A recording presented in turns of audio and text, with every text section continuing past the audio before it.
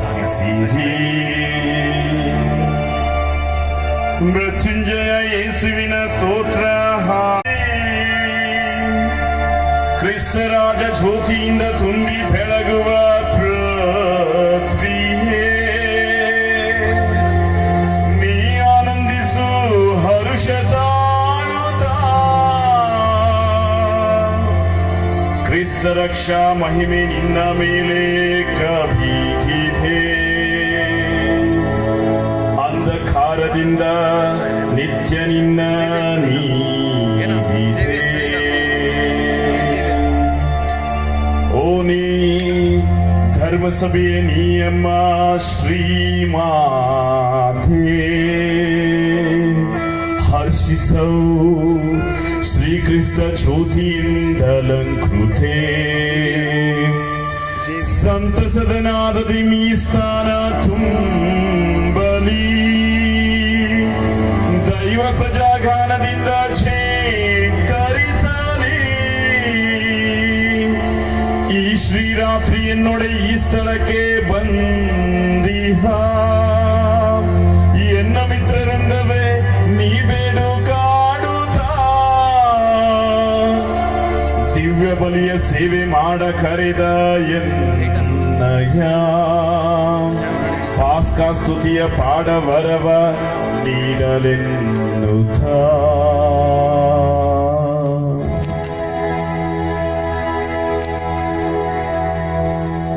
ಕರ್ತರು ನಿಮ್ಮೊಡನೆ ಇರಲಿ.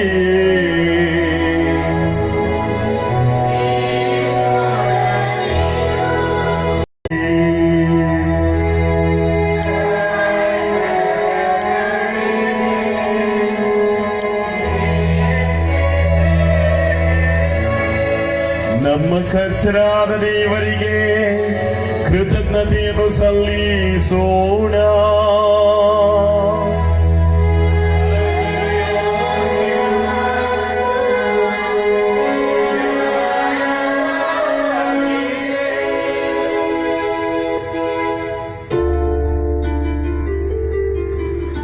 ಅಗೋಚರ ಸರ್ವಶಕ್ತ ಪಿತ ದೇವರನ್ನು, ಅವರ ಏಕಮಾತ್ರ ಪುತ್ರ ನಮ್ಮ ಕರ್ತ ಯೇಸು ಕ್ರಿಸ್ತರನ್ನು ರನ್ಮನಗಳಿಂದಲೂ ಮುಕ್ತ ಕಂಠದಿಂದಲೂ ಕೊಂಡಾಡುವುದು ನಿಜವಾಗಿ ಯೋಗ್ಯವೂ ನ್ಯಾಯವೂ ಆಗಿದೆ. ಯೇಸು ಕ್ರಿಸ್ತರು ಮರಣದಿಂದ ಆದಾಮನ ಪಾಪವೆತ್ತಿದ ಸಾಲವನ್ನು ನಮ್ಮ ಪರವಾಗಿ ನಿತ್ಯ ಪಿತನಿಗೆ ತೀರಿಸಿದರು. ಹಿಂದಿನ ಪಾಪ ದೋಷವನ್ನು ತಮ್ಮ ಪವಿತ್ರ ರಕ್ತದಿಂದ ತೊಡೆದು ಹಾಕಿದರು. ನೈಜ ಕುರಿಮರಿಯಾದ ಇವರನ್ನು ಕೊಂದು ಇವರ ರಕ್ತದಿಂದ ವಿಶ್ವಾಸಿಗಳ ಮನೆಗಳ ಪೂಜೆಗೊಳಿಸುವ ಪಾಸ್ಕ ಮಹೋತ್ಸವದ ದಿನವೂ ಇದೆ. ನಮ್ಮ ಪೂರ್ವಜರಾದ ಇಸ್ರಾಯೇಲರ ಮಕ್ಕಳನ್ನು ಈಜಿಪ್ಟಿನಿಂದ ಬಿಡುಗಡೆ ಮಾಡಿ ಅವರ ಕಾಲು ಕೂಡ ನೆನೆಯದಂತೆ ಕೆಂಪು ಸಮುದ್ರವನ್ನ ದಾಟಿಸಿದ ರಾತ್ರಿ ಇದೆ. ವಿಶ್ವದಾದಂತ ಕ್ರಿಸ್ತರನ್ನು ವಿಶ್ವಾಸಿಸುವವರನ್ನು ಲೋಕದ ಆಶಾ ಪಾಶಗಳಿಂದಲೂ ಪಾಪಿಗಳನ್ನು ಕತ್ತಲಿನಿಂದ ಬಿಡುಗಡೆ ಮಾಡಿ ಅವರನ್ನು ದೇವರ ಅನ್ಯೋನ್ಯತೆಗೂ ಸಂತರ ಸಭೆಗೂ ಹಿಂತಿರುಗಿಸಿದ ರಾತ್ರಿ ಇದೆ. ಕ್ರಿಸ್ತನನ್ನು ಮರಣ ಬಂಧದಿಂದ ನಾಶಪಡಿಸಿ ಮೃತ್ಯುಲೋಕದಿಂದ ಜಯಶೀಲರಾಗಿ ಉತ್ಥಾನರಾದ ರಾತ್ರಿ ಇದೆ. ತಂದೆ, ನಮ್ಮಲ್ಲಿ ನೀವು ತೋರಿದ ಮಮತೆ ಓ ಎಷ್ಟೊಂದು ಆಶ್ಚರ್ಯಕರವಾದುದು. ದಾಸನನ್ನು ರಕ್ಷಿಸಲು ಮಗನನ್ನೇ ದಾನ ಮಾಡಿದ ನಿಮ್ಮ ವಾತ್ಸಲ್ಯ ಓ ಅದೆಷ್ಟು ಅಮೂಲ್ಯವಾದುದು. ಕ್ರಿಸ್ತನ ಮರಣದಿಂದ ವಿನಾಶವಾದ ಆದಾಮನ ಪಾಪವು ಖಂಡಿತವಾಗಿ ಎಷ್ಟು ಅಗತ್ಯವಾಗಿತ್ತು. ಇಂಥ ಶ್ರೇಷ್ಠ ರಕ್ಷಕರನ್ನು ಪಡೆಯುವಂತೆ ಮಾಡಿದ ಅಪರಾಧವು ಎಷ್ಟು ಭಾಗ್ಯಕರವಾದುದು. ಆದುದರಿಂದ ಈ ಪಾವನ ರಾತ್ರಿಯ ಶಕ್ತಿಯು ಅಕ್ರಮಗಳನ್ನು ತೊಲಗಿಸುತ್ತದೆ, ಅಪರಾಧಗಳನ್ನು ತೊಡೆದು ಹಾಕುತ್ತದೆ. ಪಾಪದಲ್ಲಿ ಬಿದ್ದವರಿಗೆ ಪರಿಶುದ್ಧತೆಯನ್ನು, ದುಃಖ ಪಡುವವರಿಗೆ ಸಂತೋಷವನ್ನು ಮರಳಿ ಕೊಡುತ್ತದೆ. ಆದುದರಿಂದ ಪರಿಶುದ್ಧ ತಂದೆಯೇ, ನೀವು ಅನುಗ್ರಹಿಸಿರುವ ಈ ರಾತ್ರಿಯಲ್ಲಿ ಈ ನಮ್ಮ ಸಂಧ್ಯಾಸ್ತುತಿ ಬಲಿಯನ್ನು ಸ್ವೀಕರಿಸಿರಿ. ಜೇನುನೊಣಗಳು ದಣಿದು ತಯಾರಿಸುವ ಮೇಣದ ಈ ಬತ್ತಿಯನ್ನು ಸಾಂಬ್ರಾಮಿಕ ಕಾಣಿಕೆಯಾಗಿ ಪವಿತ್ರ ಧರ್ಮಸಭೆ ತನ್ನ ಸೇವಕರ ಕರಗಳ ಮೂಲಕ ನಿಮಗೆ ಅರ್ಪಿಸುತ್ತದೆ. ಇಹವು ಪರದೊಂದಿಗೆ ಮಾನುಷಿಕವಾದುದು ದೈವಿಕವಾದುಗಳೊಂದಿಗೂ ಸೇರಿದ ಈ ರಾತ್ರಿಯು ಎಷ್ಟು ಶುಭಕರವಾದುದು. ಆದುದರಿಂದ ಕರ್ತರೇ, ನಿಮ್ಮ ಪವಿತ್ರ ನಾಮದ ಮಹಿಮೆಗಾಗಿ ಹರಸಲ್ಪಟ್ಟ ಈ ಭಕ್ತಿ ಈ ರಾತ್ರಿಯ ಕತ್ತಲೆಯನ್ನು ಹೋಗಲಾಡಿಸುವಂತೆ ಆರದೆ ಉರಿಯಲೆಂದು ನಾವು ನಿಮ್ಮನ್ನು ಬೇಡಿಕೊಳ್ಳುತ್ತೇವೆ. ಇದು ಸುವಾಸನೆಯಂತೆ ಸುಕೃತವಾಗಿ ಉರಿಯುತ್ತಾ ಸ್ವರ್ಗಲೋಕದ ದೀಪಗಳೊಡನೆ ಒಂದಾಗಲಿ. ಪ್ರಾತಃ ಕಾಲದ ನಕ್ಷತ್ರ ಉದಯಿಸುವವರೆಗೂ ಇದು ಪ್ರಜ್ವಲಿಸುತ್ತಿರಲಿ. ಆ ನಕ್ಷತ್ರವೇ ಮೃತ್ಯುಲೋಕದಿಂದ ಹಿಂತಿರುಗಿ ಮಾನವ ಕುಲದ ಮೇಲೆ ಅಸ್ತಮಾನವಿಲ್ಲದೆ ಪ್ರಶಾಂತವಾಗಿ ಬೆಳಗುವ ಯುಗ ಯುಗಾಂತರಕ್ಕೂ ಜೀವಿಸಿ ಆಳುವ ನಿಮ್ಮ ಕುಮಾರ ಕ್ರಿಸ್ತರು.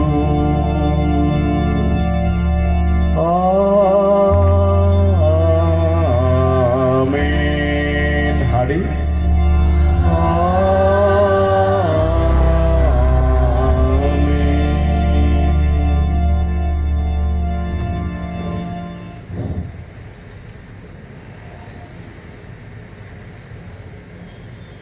ದಯವಿಟ್ಟು ಕುಳಿತುಕೊಳ್ಳಿ.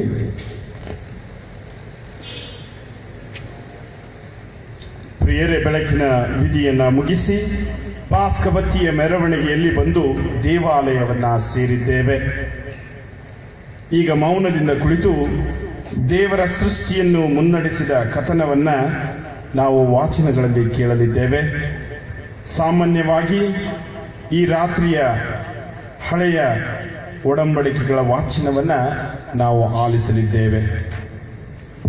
ಈ ಪಾಸ್ಕ ಜಾಗರಣೆಯನ್ನು ಆಡಂಬರದಿಂದ ಪ್ರಾರಂಭಿಸಿದ ನಾವು ಪೂರ್ವ ಕಾಲದಲ್ಲಿ ದೇವರು ತಮ್ಮ ಜನರಿಗೆ ಹೇಗೆ ರಕ್ಷಣೆಯನ್ನು ನೀಡಿದರೆಂಬುದನ್ನ, ನಿಯಮಿತ ಕಾಲವು ಸಮೀಪಿಸಿದಾಗ ಅವರು ಹೇಗೆ ತಮ್ಮ ಕುಮಾರರನ್ನು ರಕ್ಷಕರನ್ನಾಗಿ ಕಳಿಸುತ್ತಾರೆಂಬುದನ್ನು ಧ್ಯಾನಿಸೋಣ. ನಮ್ಮ ದೇವರು ಈ ಪಾಸ್ಕ ಮಹೋತ್ಸವದ ಆಚರಣೆಯ ಮೂಲಕ ಕ್ರಿಸ್ತರ ರಕ್ಷಣಾ ಕಾರ್ಯವನ್ನು ನಮ್ಮಲ್ಲಿ ಸಂಪೂರ್ಣಗೊಳಿಸಲೆಂದು ನಾವು ವಿನಂತಿಸೋಣ. ಈಗ ಮೊದಲನೆಯ ವಾಚನವನ್ನು ಆದಿಕಾಂಡದಿಂದ ಧ್ಯಾನಿಸೋಣ.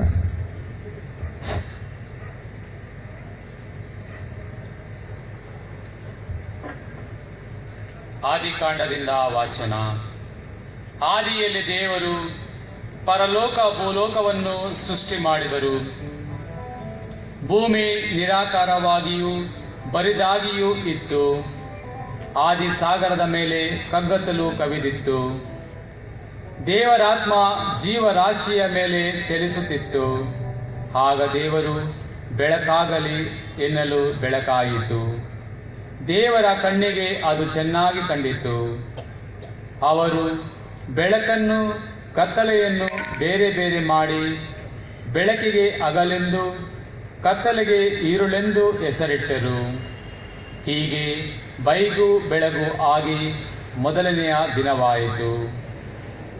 ಬಳಿಕ ದೇವರು ಜಲರಾಶಿಯ ನಡುವೆ ವಿಸ್ತಾರವಾದ ಒಂದು ಗುಮ್ಮಟವು ಉಂಟಾಗಲಿ, ಅದು ಕೆಳಗಿನ ನೀರನ್ನು ಮೇಲಿನ ನೀರನ್ನು ಬೇರೆ ಬೇರೆ ಮಾಡಲಿ ಎಂದರು. ಹಾಗೆಯೇ ಆಯಿತು.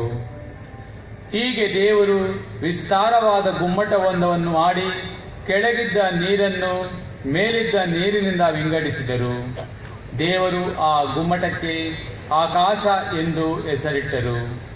ಹೀಗೆ ಬೈಗು ಬೆಳಗು ಆಗಿ ಎರಡನೇ ದಿನ ಆಯಿತು. ಅನಂತರ ದೇವರು ಆಕಾಶದ ಕೆಳಗಿರುವ ನೀರೆಲ್ಲ ಒಂದೇ ಸ್ಥಳದಲ್ಲಿ ಕೂಡಿಕೊಳ್ಳಲಿ, ಒಣ ನೆಲವು ಕಾಣಿಸಿಕೊಳ್ಳಲಿ ಎಂದರು. ಹಾಗೆಯೇ ಆಯಿತು. ದೇವರು ಒಣ ನೆಲಕ್ಕೆ ಭೂಮಿ ಎಂದು, ಜಲರಾಶಿಗೆ ಸಮುದ್ರ ಎಂದು ಹೆಸರಿಟ್ಟರು. ದೇವರ ಕಣ್ಣಿಗೆ ಅದು ಚೆನ್ನಾಗಿ ಕಂಡಿತು. ತರುವಾಯ ದೇವರು ಭೂಮಿಯು ಸಸ್ಯಗಳು, ಎಲ್ಲ ಥರದ ದವಸ ಧಾನ್ಯ, ಹಣ್ಣು ಹಂಪಲು ಇವುಗಳನ್ನು ಬಿಡುವ ಗಿಡ ಮರ ಬಳ್ಳಿಗಳನ್ನು ಬೆಳೆಸಲಿ ಎಂದರು. ಅದು ಹಾಗೆಯೇ ಆಯಿತು. ಭೂಮಿಯಲ್ಲಿ ಸಸ್ಯಗಳು ಬೆಳೆದವು. ಎಲ್ಲ ಥರದ ದವಸ ಧಾನ್ಯಗಳು, ಹಣ್ಣು ಹಂಪಲುಗಳು ಬಿಡುವ ಗಿಡ ಮರ ಬಳ್ಳಿಗಳು ಕಾಣಿಸಿಕೊಂಡವು. ದೇವರ ಕಣ್ಣಿಗೆ ಅವು ಚೆನ್ನಾಗಿ ಕಂಡವು. ಹೀಗೆ ಬೈಗು ಬೆಳಗು ಆಗಿ ಮೂರನೆಯ ದಿನವಾಯಿತು. ಅದಾದ ನಂತರ ದೇವರು ಹಗಲು ಈರುಳುಗಳನ್ನು ಬೇರೆ ಬೇರೆ ಮಾಡಲು, ಋತು ಕಾಲಗಳನ್ನು, ದಿನ ಸಂವತ್ಸರಗಳನ್ನು ಸೂಚಿಸಲು ಹಾಗೂ ಭೂಮಿಗೆ ಬೆಳಕನ್ನೀಯಲು ಆಕಾಶ ದೀಪಗಳು ಉಂಟಾಗಲಿ ಎಂದರು. ಹಾಗೆಯೇ ಆಯಿತು. ಹಗಲನ್ನಾಳುವುದಕ್ಕೆ ಸೂರ್ಯನನ್ನು, ഇരുಳನ್ನಾಳುವುದಕ್ಕೆ ಚಂದ್ರನನ್ನು, ಹೀಗೆ 2 ದೀವಿಗೆಗಳನ್ನು ಸೃಷ್ಟಿ ಮಾಡಿದರು. ಅದು ಮಾತ್ರವಲ್ಲ, ನಕ್ಷತ್ರಗಳನ್ನು ಅವರು ಸೃಷ್ಟಿ ಮಾಡಿದರು. ಆ ದೀವಿಗೆಗಳನ್ನು ಆಕಾಶದಲ್ಲಿಟ್ಟು ಭೂಮಿಗೆ ಬೆಳಕನ್ನೀಯುವಂತೆ ಮಾಡಿದರು. ಹಾಗೂ ಹಗಲಿರುಳನ್ನು ಆಳುವುದಕ್ಕೂ ಬೆಳಕನ್ನು ಕತ್ತಲನ್ನು ಬೇರೆ ಬೇರೆ ಮಾಡುವುದಕ್ಕೂ ಅವುಗಳನ್ನು ನೇಮಿಸಿದರು. ದೇವರ ಕಣ್ಣಿಗೆ ಅದು ಚೆನ್ನಾಗಿ ಕಂಡಿತು. ಹೀಗೆ ಬೈಗು ಬೆಳಗು ಆಗಿ 4ನೇ ದಿನ ಆಯಿತು. ಆಮೇಲೆ ದೇವರು ಹಲವಾರು ಜಲಜಂತುಗಳು ನೀರಿನಲ್ಲಿ ತುಂಬಿಕೊಳ್ಳಲಿ, ಭೂಮಿ ಆಕಾಶಗಳ ನಡುವೆ ಪಕ್ಷಿಗಳು ಹಾರಾಡಲಿ ಎಂದರು. ಈ ಪ್ರಕಾರ ದೇವರು ದೊಡ್ಡ ಜಲಚರಗಳನ್ನು, ನೀರಿನಲ್ಲಿ ತುಂಬಿರುವ ನಾನಾ ವಿಧವಾದ ಜೀವ ಜಂತುಗಳನ್ನು, ರೆಕ್ಕೆಗಳುಳ್ಳ ಸಕಲ ವಿಧವಾದ ಪಕ್ಷಿಗಳನ್ನು ಸೃಷ್ಟಿ ಮಾಡಿದರು. ದೇವರ ದೃಷ್ಟಿಗೆ ಅದು ಚೆನ್ನಾಗಿ ಕಂಡಿತು. ಅವುಗಳಿಗೆ ದೇವರು, ನೀವು ಅಭಿವೃದ್ಧಿಯಾಗಿ ಹೆಚ್ಚಿರಿ, ಜಲಚರಗಳು ಸಮುದ್ರದ ನೀರಿನಲ್ಲಿ ತುಂಬಿಕೊಳ್ಳಲಿ, ಪಕ್ಷಿಗಳು ಭೂಮಿಯ ಮೇಲೆ ಹೆಚ್ಚಲಿ ಎಂದು ಹೇಳಿ ಆಶೀರ್ವದಿಸಿದರು. ಹೀಗೆ ಬೈಗು ಬೆಳಗು ಆಗಿ 5ನೆಯ ದಿನ ಆಯಿತು.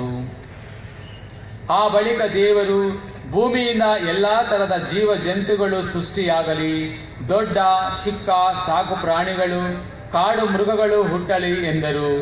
ಅಂತೆಯೇ ಆಯಿತು. ಎಲ್ಲ ಥರದ ದೊಡ್ಡ ಚಿಕ್ಕ ಕಾಡು ಮೃಗಗಳನ್ನು, ಸಾಕು ಪ್ರಾಣಿಗಳನ್ನು, ನೆಲದ ಮೇಲೆ ಹರಿದಾಡುವ ಕ್ರಿಮಿ ಕೀಟಗಳನ್ನು ದೇವರು ಸೃಷ್ಟಿ ಮಾಡಿದರು. ಅವರ ನೋಟಕ್ಕೆ ಅದು ಚೆನ್ನಾಗಿ ಕಂಡಿತು. ಅದಾದ ನಂತರ ದೇವರು, ನಮ್ಮಂತೆಯೇ ಇರುವ ಹಾಗೂ ನಮ್ಮನ್ನು ಹೋಲುವ ಮನುಷ್ಯರನ್ನು ಉಂಟು ಮಾಡೋಣ. ಅವರು ಸಮುದ್ರದಲ್ಲಿರುವ ಮೀನುಗಳ ಮೇಲೆಯೂ, ಅಂತರಿಕ್ಷದಲ್ಲಿ ಹಾರಾಡುವ ಪಕ್ಷಿಗಳ ಮೇಲೆಯೂ, ದೊಡ್ಡ ಚಿಕ್ಕ ಸಾಕು ಪ್ರಾಣಿ ಹಾಗೂ ಕಾಡು ಮೃಗಗಳ ಮೇಲೆಯೂ, ನೆಲದ ಮೇಲೆ ಹರಿದಾಡುವ ಕ್ರಿಮಿ ಕೀಟಗಳ ಮೇಲೆಯೂ ದೊರೆತನ ಮಾಡಲಿ ಎಂದರು.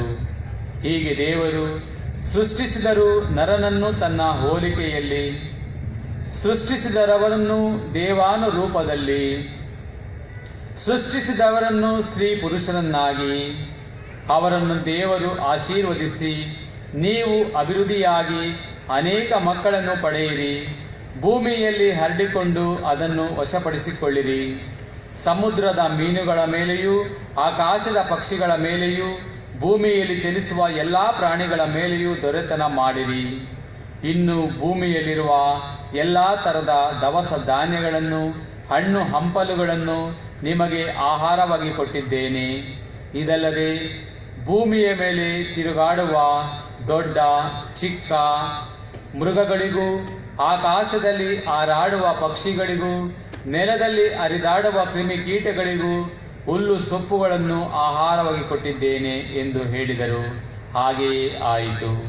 ತಾವು ಸೃಷ್ಟಿಸಿದ ಎಲ್ಲವನ್ನು ದೇವರು ನೋಡಿದರು, ಅವೆಲ್ಲವೂ ಬಹಳ ಚೆನ್ನಾಗಿತ್ತು. ಹೀಗೆ ಬೈಗು ಬೆಳಗು ಆಗಿ 6ನೇ ದಿನವಾಯಿತು. ಪರಲೋಕ ಭೂಲೋಕಗಳನ್ನು ಅವುಗಳಲ್ಲಿ ಇರುವ ಸಮಸ್ತವೂ ಹೀಗೆ ನಿರ್ಮಿತವಾದವು. ದೇವರು ತಮ್ಮ ಸೃಷ್ಟಿ ಕಾರ್ಯವನ್ನು ಮುಗಿಸಿಬಿಟ್ಟು 7ನೇ ದಿನ ವಿಶ್ರಮಿಸಿಕೊಂಡರು. ದೇವರ ವಾಕ್ಯವಿದು.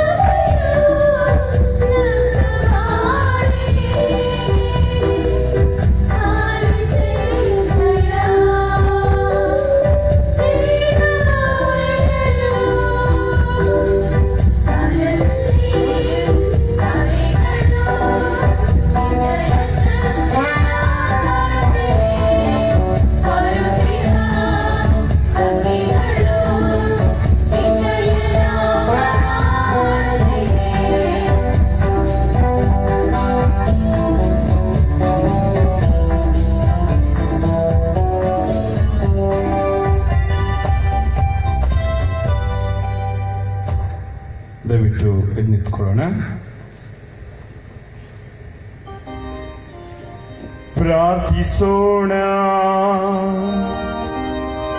ಸರ್ವಶಕ್ತ ನಿತ್ಯ ದೇವರೇ, ನೀವು ಎಲ್ಲವನ್ನು ಆಶ್ಚರ್ಯಕರವಾಗಿ ಪರಿಪಾಲಿಸುತ್ತೀರಿ. ಆದಿಯಲ್ಲಿ ಸಕಲವನ್ನು ಅದ್ಭುತಕರವಾಗಿ ನಿರ್ಮಿಸಿದಿರಿ. ನಿಯಮಿತ ಕಾಲದಲ್ಲಿ ನಮ್ಮ ಪಾಸ್ಕ ಬಲಿಯಾದ ಕ್ರಿಸ್ತರ ಮುಖಾಂತರ ಇನ್ನೂ ಅದ್ಭುತಕರವಾಗಿ ನವೀಕರಿಸಿದಿರಿ. ನಿಮ್ಮಿಂದ ರಕ್ಷಣೆ ಹೊಂದಿದವರೆಲ್ಲರೂ ಈ ಸತ್ಯವನ್ನು ಗ್ರಹಿಸಿಕೊಳ್ಳುವಂತೆ ಮಾಡಿರಿ. ಯುಗ ಯುಗಾಂತರಕ್ಕೂ ಜೀವಿಸಿ ಆಳುವ ನಮ್ಮ ಪ್ರಭು ಕ್ರಿಸ್ತರ ಮುಖಾಂತರ ನಿಮ್ಮನ್ನು ಪ್ರಾರ್ಥಿಸುತ್ತೇವೆ.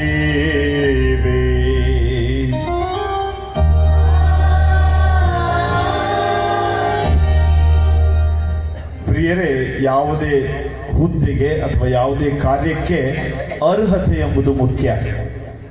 ಈಗ ಒಬ್ಬ ರಾಜಕೀಯ ವ್ಯಕ್ತಿ ರಾಜಕೀಯಕ್ಕೆ ಇಳಿತಾನೆ ಅಂತಂದ್ರೆ ಅವನು ಸಕಲ ಸಿದ್ಧತೆಯನ್ನ ಮಾಡ್ಕೋಬೇಕು. ಯಾವುದೇ ವ್ಯಕ್ತಿ ಇಲ್ಲ ನಾನು ಗುರು ಆಗ್ತೀನಿ, ಒಬ್ಬ ಸಮಾಜ ಸುಧಾರಕ ಆಗ್ತೀನಿ ಅಂತಂದ್ರೆ ಅವನು ವಿವಿಧ ಪರೀಕ್ಷೆಗಳಿಗೆ ಒಳಗಾಗಬೇಕು. ಅದೇ ರೀತಿ ಹಳೆಯ ಒಡಂಬಡಿಕೆ ನಾವು ನೋಡಲಿದ್ದೇವೆ. ಇವತ್ತಿನ 2ನೇ ವಾಚನದಲ್ಲಿ ಸರ್ವೇಶ್ವರ ಸ್ವಾಮಿ ಅಬ್ರಹಾಮನನ್ನ ವಿಶ್ವಾಸಕ್ಕೆ ಪರೀಕ್ಷೆಗೆ ಒಳಗಿಸ್ತಾರೆ. ಅಬ್ರಹಾಮ ಯಾವ ರೀತಿ ಆ ಪರೀಕ್ಷೆಯಲ್ಲಿ ಯಶಸ್ವಿಯಾದ ವಿಶ್ವಾಸದ ಪಿತಾಮನ ಎನಿಸಿಕೊಂಡ ಎಂಬುದನ್ನ ಈ 2ನೇ ವಾಚನದಲ್ಲಿ ನಾವು ಭಕ್ತಿಯಿಂದ ಈಗ ಕುಳಿತುಕೊಂಡು ಆ ವಾಚನವನ್ನ ಧ್ಯಾನಿಸೋಣ.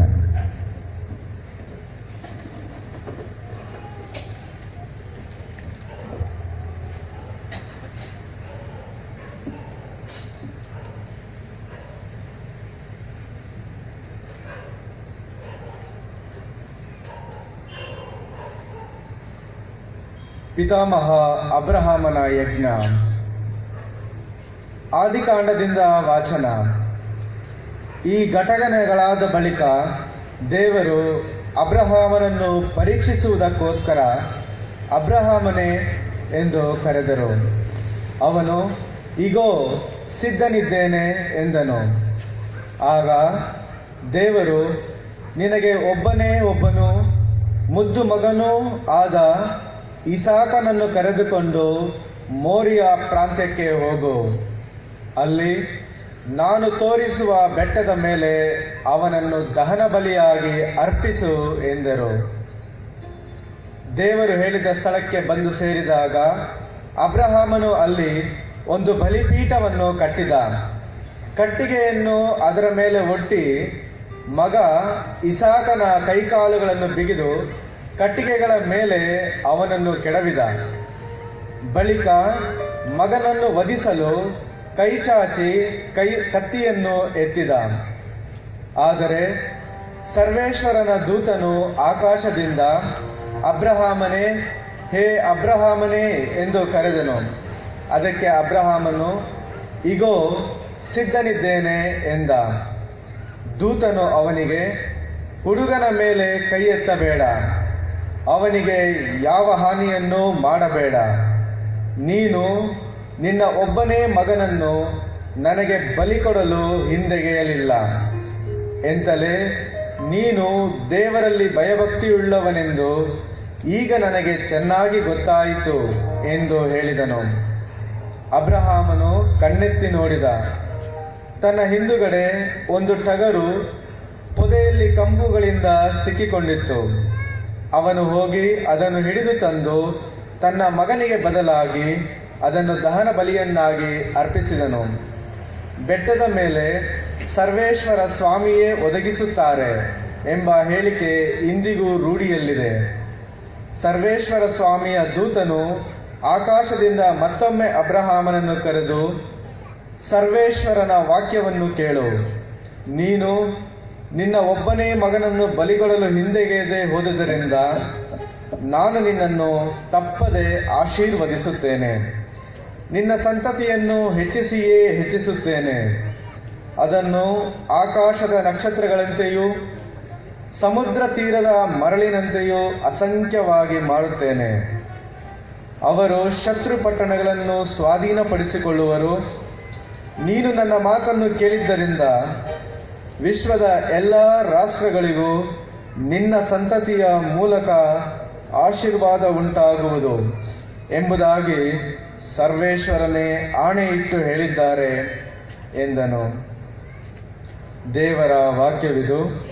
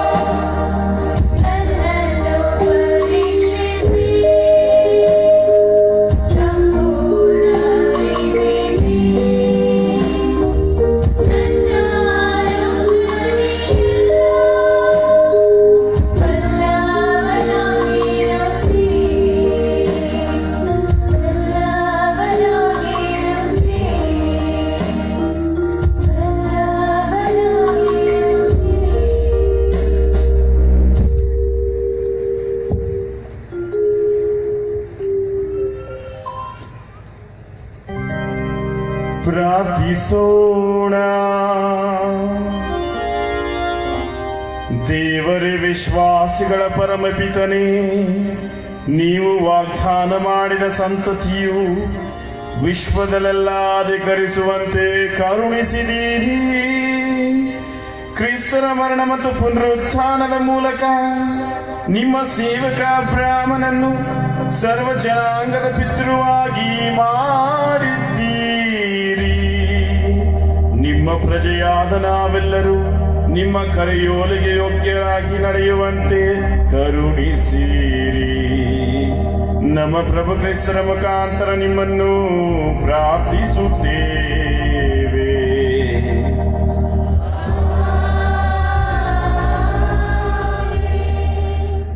ಪ್ರಿಯರೇ, ವಿಶ್ವದಲ್ಲಿ ಅನೇಕ ಘಟನೆಗಳನ್ನು ನಾವು ನೋಡಿದ್ದೇವೆ.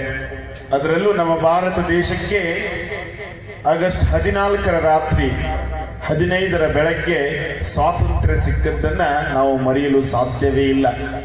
ಅದೇ ರೀತಿ ಇಸ್ರೇಲರ ಜೀವನದಲ್ಲೂ ಒಂದು ಮರೆಯಲಾಗದ ಘಟನೆ, ಒಂದು ಮರೆಯಲಾಗದ ದಿನ ಕೆಂಪು ಸಮುದ್ರವನ್ನ ದಾಟಿದ್ದು. ಆ ಕೆಂಪು ಸಮುದ್ರವನ್ನ ದಾಟಿದ ಇಸ್ರೇಲರಿಗೆ ಸ್ವತಂತ್ರ ಸಿಕ್ಕಂತಾಯಿತು. ಇಸ್ರೇಲರು ಯಾವತ್ತೂ ಆ ದಿನವನ್ನ ಅವರು ಮರೆತಿಲ್ಲ. ಬನ್ನಿ, ಆ ಇಸ್ರೇಲರ ಭಾವನೆಗಳೊಂದಿಗೆ ನಮ್ಮ ಭಾವನೆಗಳನ್ನ ಸೇರಿಸಿಕೊಂಡು ನಮಗೆ ಈ ರಾತ್ರಿಯೂ ಕೂಡ ಒಂದು ಸ್ವತಂತ್ರ ಕೊಡುವ ರಾತ್ರಿ ಎಂಬುದನ್ನ ಈ 3ನೇ ವಾಚನದಲ್ಲಿ ಧ್ಯಾನಿಸೋಣ.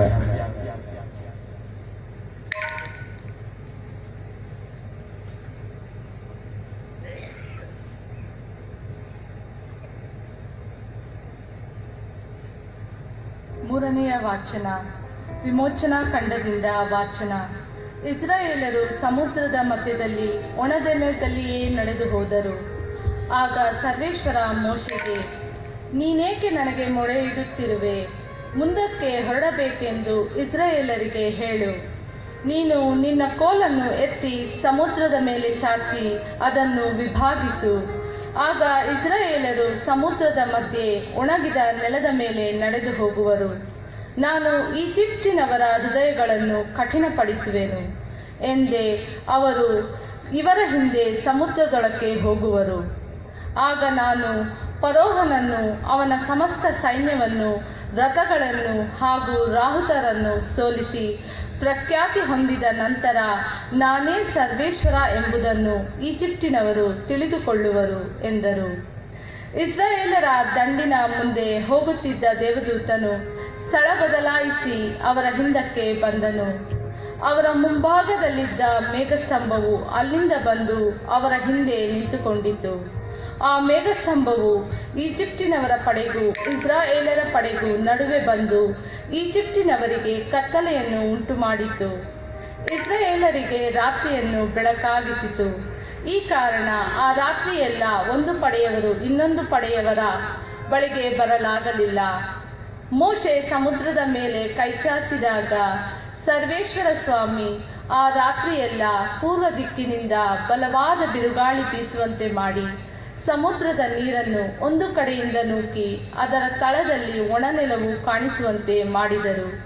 ನೀರು ಇಬ್ಬಾಗವಾಯಿತು. ಇಸ್ರಾಯೇಲರು ಸಮುದ್ರದ ಮಧ್ಯದಲ್ಲಿ ಒಣನೆಲದಲ್ಲಿಯೇ ನಡೆದು ಹೋದರು. ನೀರು ಅವರ ಎಡಗಡೆ ಬಲಗಡೆಗಳಲ್ಲಿ ಗೋಡೆಯಂತೆ ನಿಂತಿತು. ಈಜಿಪ್ಟಿನವರು, ಅಂದರೆ ಫರೋಹನ ಕುದುರೆಗಳು, ರಥಗಳು, ರಾಹುತರು ಇಸ್ರಾಯೇಲರನ್ನು ಬೆನ್ನಟ್ಟಿ ಬಂದು ಅವರ ಹಿಂದೆಯೇ ಸಮುದ್ರದೊಳಗೆ ಹೋದರು. ಬೆಳಗಿನ ಜಾವದಲ್ಲಿ ಸರ್ವೇಶ್ವರ ಆ ಅಗ್ನಿಸ್ತಂಭದಿಂದ ಈಜಿಪ್ಟಿನವರ ದಂಡಿನ ಕಡೆಗೆ ನೋಡಿ ಅದನ್ನು ಗಲಿಬಿಲಿ ಮಾಡಿದರು. ಅವರು ಈಜಿಪ್ಟಿನವರ ರಥಗಳ ಚಕ್ರಗಳನ್ನು ತೆಗೆದು ಬಿಟ್ಟಿದ್ದರಿಂದ ಈಜಿಪ್ಟಿನವರು ಬಹು ಕಷ್ಟದಿಂದ ಅವುಗಳನ್ನು ಸಾಗಿಸಿಕೊಂಡು ಹೋದರು. ಆಗ ಈಜಿಪ್ಟಿನವರು, ನಾವು ಇಸ್ರಾಯೇಲರ ಮುಂದೆ ಗೆಲ್ಲಲಾರೆವು, ಓಡಿ ಹೋಗೋಣ ಬನ್ನಿ, ಸರ್ವೇಶ್ವರನು ಅವರ ಪರವಾಗಿ ನಮಗೆ ವಿರುದ್ಧವಾಗಿ ಯುದ್ಧ ಮಾಡುತ್ತಿದ್ದಾನೆ ಎಂದುಕೊಂಡರು. ಅಷ್ಟರಲ್ಲಿ ಸರ್ವೇಶ್ವರ, ಸಮುದ್ರದ ಮೇಲೆ ನಿನ್ನ ಕೈ ಚಾಚು, ಆಗ ಅದರ ನೀರು ಮೊದಲಿನಂತೆ ಬಂದು ಈಜಿಪ್ಟಿನವರನ್ನು, ಅವರ ರಥಗಳನ್ನು, ರಾಹುತರನ್ನು ಮುಳುಗಿಸುವುದು ಎಂದು ಮೋಶೆಗೆ ಹೇಳಿದರು. ಅಂತೆಯೇ ಮೋಶೆ ಸಮುದ್ರದ ಮೇಲೆ ಕೈ ಚಾಚಿದನು. ಬೆಳಗಾಗುವಾಗಲೇ ಸಮುದ್ರದ ನೀರು ಮೊದಲಿದ್ದಂತೆಯೇ ತುಂಬಿಕೊಂಡಿತು. ಈಜಿಪ್ಟಿನವರು ಓಡಿ ಹೋಗುತ್ತಾ ಅದಕ್ಕೆ ಎದುರಾಗಿಯೇ ಬಂದರು. ಹೀಗೆ ಸರ್ವೇಶ್ವರ ಈಜಿಪ್ಟಿನವರನ್ನು ಸಮುದ್ರದೊಳಗೆ ಕೆಡವಿಬಿಟ್ಟರು. ನೀರು ಮೊದಲಿನಂತೆ ಬಂದು ಆ ರಥಗಳನ್ನು, ರಾಹುತರನ್ನು ಹಾಗೂ ಅವರ ಹಿಂದೆ ಸಮುದ್ರದೊಳಗೆ ಹೋಗಿದ್ದ ಫರೋಹನ ಸೈನ್ಯದವರೆಲ್ಲರನ್ನು ಮುಳುಗಿಸಿತು. ಅವರಲ್ಲಿ ಒಬ್ಬರಾದರೂ ಉಳಿಯಲಿಲ್ಲ. ಇಸ್ರಾಯೇಲರಾದರೂ ಸಮುದ್ರದೊಳಗೆ ಒಣನೆಲದಲ್ಲಿಯೇ ನಡೆದು ಹೋದರು. ನೀರು ಅವರ ಎಡಬಲಗಳಲ್ಲಿ ಗೋಡೆಯಂತೆ ನಿಂತಿತ್ತು. ಆ ದಿನ ಸರ್ವೇಶ್ವರ ಸ್ವಾಮಿ ಇಸ್ರಾಯೇಲರನ್ನು ಈಜಿಪ್ಟರ ಕೈಯಿಂದ ರಕ್ಷಿಸಿದರು. ಈಜಿಪ್ಟಿನವರು ಸತ್ತು ಸಮುದ್ರ ತೀರದಲ್ಲಿ ಬಿದ್ದಿರುವುದನ್ನು ಇಸ್ರಾಯೇಲರು ಕಂಡರು. ಸರ್ವೇಶ್ವರ ಈಜಿಪ್ಟಿನವರಲ್ಲಿ ಮಾಡಿದ ಈ ಪರಾಕ್ರಮ ಕಾರ್ಯವನ್ನು ಇಸ್ರಾಯೇಲರು ನೋಡಿ ಸರ್ವೇಶ್ವರನಿಗೆ ಭಯಪಟ್ಟು ಅವರಲ್ಲೂ ಅವರ ದಾಸ ಮೋಶೆಯಲ್ಲೂ ನಂಬಿಕೆ ಇಟ್ಟರು. ಆಗ ಮೋಶೆ ಮತ್ತು ಇಸ್ರಾಯೇಲರು ಸರ್ವೇಶ್ವರ ಸ್ವಾಮಿಗೆ ಸ್ತೋತ್ರವಾಗಿ ಈ ಕೀರ್ತನೆಯನ್ನು ಹಾಡಿದರು. ಮಾಡೋಣ ಸರ್ವೇಶ್ವರನ ಗುಣಗಾನ, ಮಹೋನ್ನತ ಆತ ಗಳಿಸಿದ ವಿಜಯ. ಕುದುರೆಗಳನ್ನು, ರಾಹುತರನ್ನು ಕಡಲಲ್ಲಿ ಕೆಡವಿ ನಾಶ ಮಾಡಿದನು. ದೇವರ ವಾಕ್ಯವಿದು.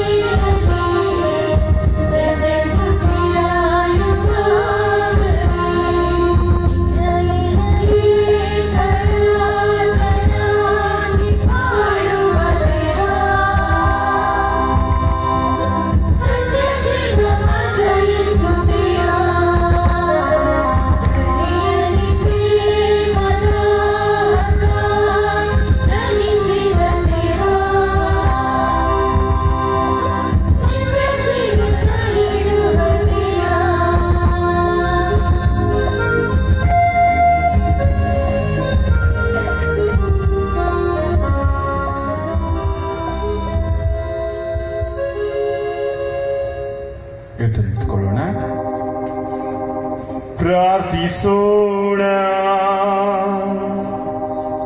ದೇವರೇ, ಪೂರ್ವ ಕಾಲದಲ್ಲಿ ನೀವು ಮಾಡಿದ ಅದ್ಭುತಗಳು ನಮ್ಮ ಕಾಲದಲ್ಲಿ ಇನ್ನೂ ತೇಜೋಮಯವಾಗಿ ನಡೆಯುತ್ತಿರುವುದನ್ನ ನಾವು ಕಾಣುತ್ತೇವೆ. ಹಿಂದೆ ಈಜಿಪ್ಟ್ ಜನರ ಹಿಂಸೆಯಿಂದ ಒಂದು ಪ್ರಜೆಯನ್ನ ನಿಮ್ಮ ಬಲಾಢ್ಯ ಕೈಯಿಂದ ಬಿಡುಗಡೆ ಮಾಡಿ ಅದಕ್ಕೆ ನೀವು ಕರುಣಿಸಿದ ರಕ್ಷಣೆ ಈಗ ಸಕಲ ಪ್ರಜೆಗಳಿಗೆ ಪುನರ್ಜೀವನೀಯುವ ನೀರಿನಿಂದ ಲಭಿಸುವಂತೆ ಮಾಡುತ್ತೀರಿ. ಇಡೀ ಪ್ರಪಂಚದ ಮಾನವರೆಲ್ಲರೂ ಅಬ್ರಹಾಮನ ಮಕ್ಕಳಾಗುವಂತೆಯೂ ಇಸ್ರೇಲಿನ ಮಹಿಮೆಯಲ್ಲಿ ಬಾಧ್ಯಸ್ಥರಾಗಿರುವಂತೆಯೂ ಮಾಡ ಕರುಣಿಸಿರಿ. ನಮ್ಮ ಪ್ರಭು ಕ್ರಿಸ್ತರ ಮುಖಾಂತರ ನಿಮ್ಮನ್ನು ಪ್ರಾರ್ಥಿಸುತ್ತೇವೆ.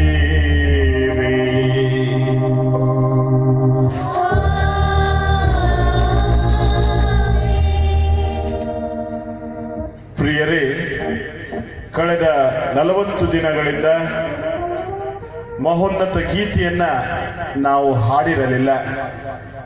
ಇದೀಗ ಈ ಮಹೋನ್ನತ ಗೀತೆಯೊಂದಿಗೆ ಇಂದಿನ ಆಚರಣೆಗೆ ಹೊಸ ಕಳೆ ಬರಲಿದೆ. ಈ ಮಹೋನ್ನತ ಗೀತೆಯೊಂದಿಗೆ ನಮ್ಮ ಪ್ರಭು ಜೀವಂತರಾಗಿದ್ದಾರೆ ಎಂಬುದನ್ನು ಸೂಚಿಸಲು ಈಗ ನಾವು ಮಹೋನ್ನತ ಗೀತೆಯನ್ನ ಹಾಡುತ್ತಾ ಗುಡಿಯ ಆ ಗಂಟೆಗಳನ್ನ ಬಾರಿಸುತ್ತಾ ಇಡೀ ಪ್ರಪಂಚಕ್ಕೆ ನಮ್ಮ ದೇವರು, ನಮ್ಮ ಪ್ರಭು ಯೇಸು ಮರಣದಿಂದ ಪುನರುತ್ಥಾನ ಹೊಂದಿದ್ದಾರೆ ಎಂಬುದನ್ನ ನಾವು ಸೂಚಿಸೋಣ.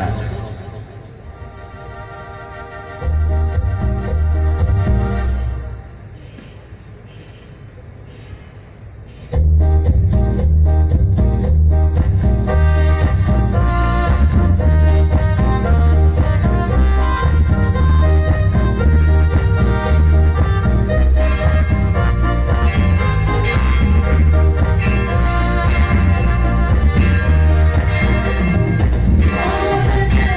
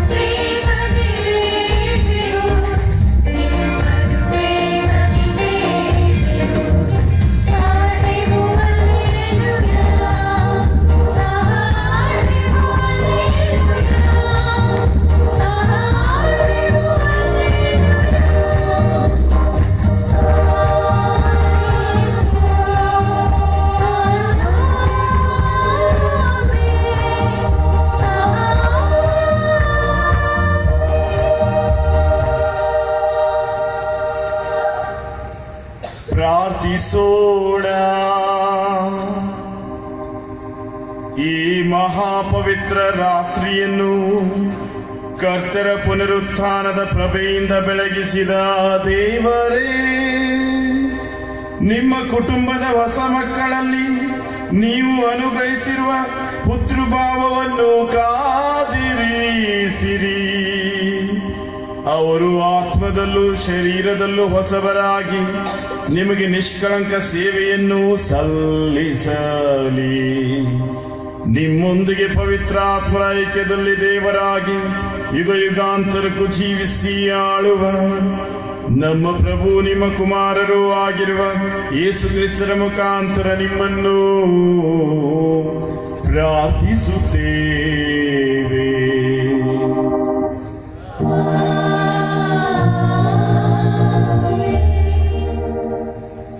ಈಗ ನಾವು ಹೊಸ ಒಡಂಬಡಿಕೆಯಿಂದ ಮೊದಲನೆಯ ವಾಚನವನ್ನ ಓದಲಿದ್ದೇವೆ.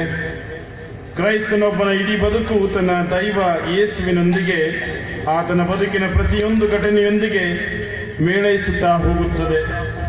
ಆತನ ಹುಟ್ಟು, ದೀಕ್ಷಾ ಸ್ನಾನ, ಬದುಕು, ಸಾವು, ಪುನರುತ್ಥಾನದಲ್ಲಿ ಅಂತ್ಯಗೊಂಡಂತೆ ನಮ್ಮ ಬದುಕು ಅಂತಿಮವಾಗಿ ನಿತ್ಯ ಜೀವದೆಡೆಗೆ ಸಾಗುತ್ತದೆ. ಇದು ಪೌಲನ ಅಚಲ ನಂಬಿಕೆಯಾಗಿತ್ತು. ಅದೇ ನಂಬಿಕೆ ವಿಶ್ವಾಸದಿಂದ ಸಂತ ಪೌಲ ರೋಮನರಿಗೆ ಬರೆದ ಪತ್ರದಿಂದ ಆ ವಾಚನವನ್ನ ನಾವು ಧ್ಯಾನಿಸೋಣ.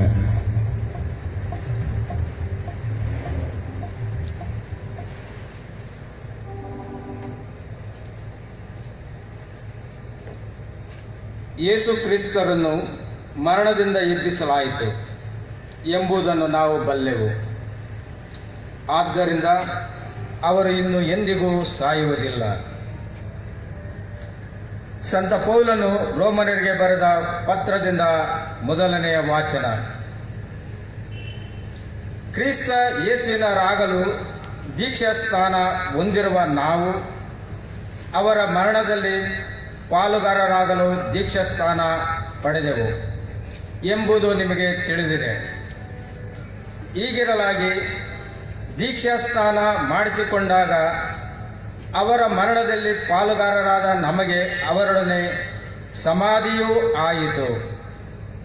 ಆದುದರಿಂದ ತಂದೆಯ ಮಹಿಮಾಶಕ್ತಿಯಿಂದ ಕ್ರಿಸ್ತ ಯೇಸು ಮರಣದಿಂದ ಪುನರುತ್ಥಾನ ಹೊಂದಿದಂತೆಯೇ ನಾವು ಸಹ ಹೊಸ ಜೀವವನ್ನು ಹೊಂದಿ ಬಾಳುತ್ತೇವೆ. ಅವರು ಮರಣ ಹೊಂದಿದಂತೆ ನಾವು ಅವರೊಂದಿಗೆ ಐಕ್ಯವಾಗಿ ಮರಣವನ್ನು ಹೊಂದುತ್ತೇವೆ. ಅಂತೆಯೇ ಅವರು ಪುನರುತ್ಥಾನ ಆದಂತೆ ನಾವು ಅವರೊಡನೆ ಐಕ್ಯವಾಗಿ ಪುನರುತ್ಥಾನ ಹೊಂದುತ್ತೇವೆ. ನಮಗೆ ತಿಳಿದಿರುವಂತೆ ಪಾಪಾಧೀನವಾದ ನಮ್ಮ ಸ್ವಭಾವವು ನಾಶವಾಗುವಂತೆಯೂ ಇನ್ನು ಮುಂದೆ ನಾವು ಪಾಪಕ್ಕೆ ದಾಸರಾಗಿರದಂತೆಯೂ ಯೇಸು ಕ್ರಿಸ್ತರೊಡನೆ ನಮ್ಮ ಹಳೆಯ ಸ್ವಭಾವವನ್ನು ಶಿಲುಬೆಗೆ ಜಡಲಾಗಿದೆ. ಹೀಗೆ ಸತ್ತವನು ಪಾಪ ಬಂಧನದಿಂದ ಬಿಡುಗಡೆ ಹೊಂದಿದವನು. ಕ್ರಿಸ್ತ ಯೇಸುವಿನೊಂದಿಗೆ ನಾವು ಮರಣ ಹೊಂದಿದರೆ ಅವರೊಡನೆ ನಾವು ಜೀವಿಸುತ್ತೇವೆ. ಇದೇ ನಮ್ಮ ವಿಶ್ವಾಸ. ಯೇಸು ಕ್ರಿಸ್ತರನ್ನು ಮರಣದಿಂದ ಎಬ್ಬಿಸಲಾಯಿತು ಎಂಬುದನ್ನು ನಾವು ಬಲ್ಲೆವು. ಇದೇ ನಮ್ಮ ವಿಶ್ವಾಸ. ಯೇಸು ಕ್ರಿಸ್ತರನ್ನು ಮರಣದಿಂದ ಎಬ್ಬಿಸಲಾಯಿತು ಎಂಬುದನ್ನು ನಾವು ಬಲ್ಲೆವು. ಆದ್ದರಿಂದ ಅವರು ಇನ್ನೂ ಎಂದಿಗೂ ಸಾಯುವುದಿಲ್ಲ. ಸಾವಿಗೆ ಅವರ ಮೇಲೆ ಯಾವ ಅಧಿಕಾರವೂ ಇಲ್ಲ. ಏಕೆಂದರೆ ಅವರು ಪಾಪದ ಪಾಲಿಗೆ ಒಂದೇ ಸಾರಿ ಮಾತ್ರವಲ್ಲ, ಎಂದೆಂದಿಗೂ ಸತ್ತವರು. ಅವರು ಈಗ ಜೀವಿಸುವುದು ದೇವರಿಗಾಗಿಯೇ. ಅಂತೆಯೇ ನೀವು ಸಹ ಪಾಪದ ಪಾಲಿಗೆ ಸತ್ತವರೆಂದು, ದೇವರಿಗಾಗಿ ಮಾತ್ರ ಯೇಸು ಕ್ರಿಸ್ತರಲ್ಲಿ ಜೀವಿಸುವರೆಂದು ಪರಿಗಣಿಸಿರಿ. ದೇವರ ವಾಕ್ಯವಿದು.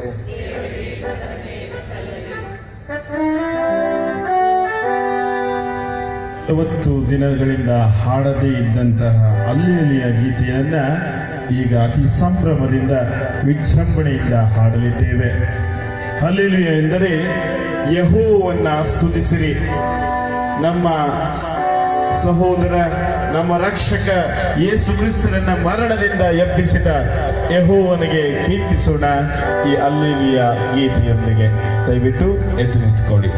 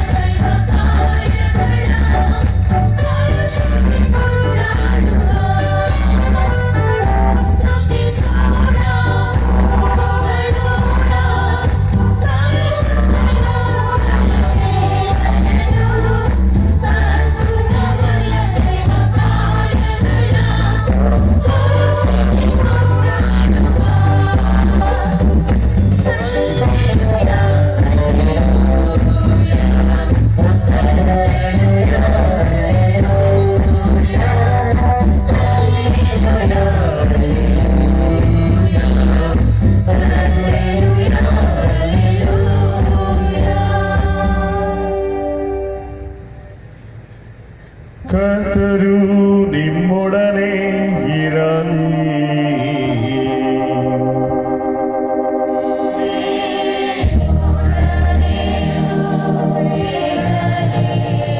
ಸಂತ ಮತ್ತಾಯನು ಬರೆದ ಶುಭ ಸಂದೇಶದಿಂದ ವಾಚನ.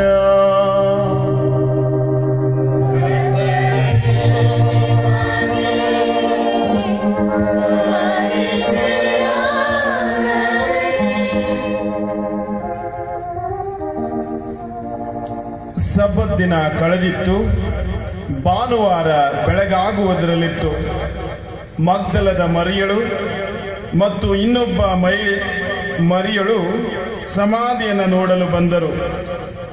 ಇದ್ದಕ್ಕಿದ್ದಂತೆ ಭೂಮಿ ಗಡಗಡನೆ ನಡುಗಿತು.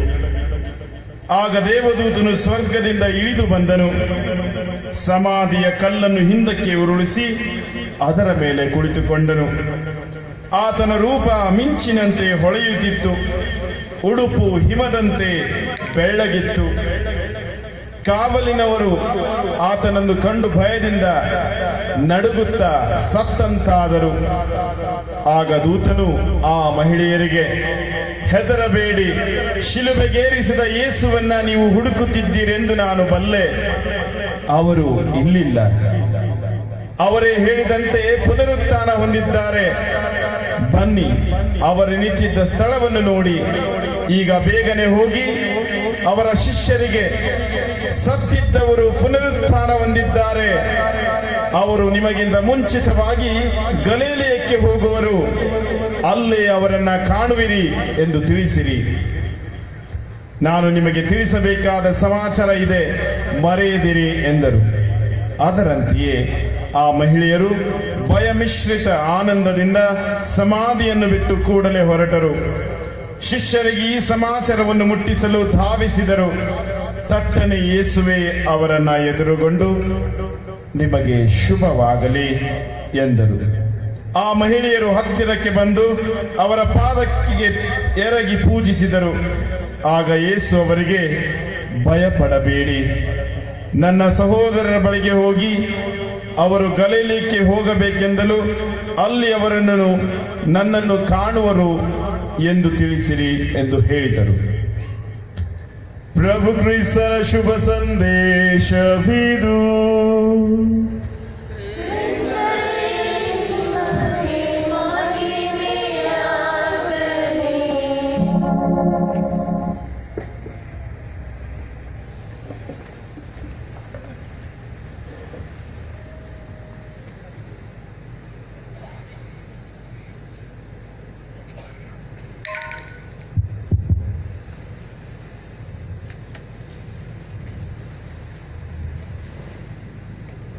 Hallelujah, hallelujah, hallelujah, hallelujah. ಸತ್ತ ಮೇಲೆ ಮರುಜೀವ ಉಂಟೆ?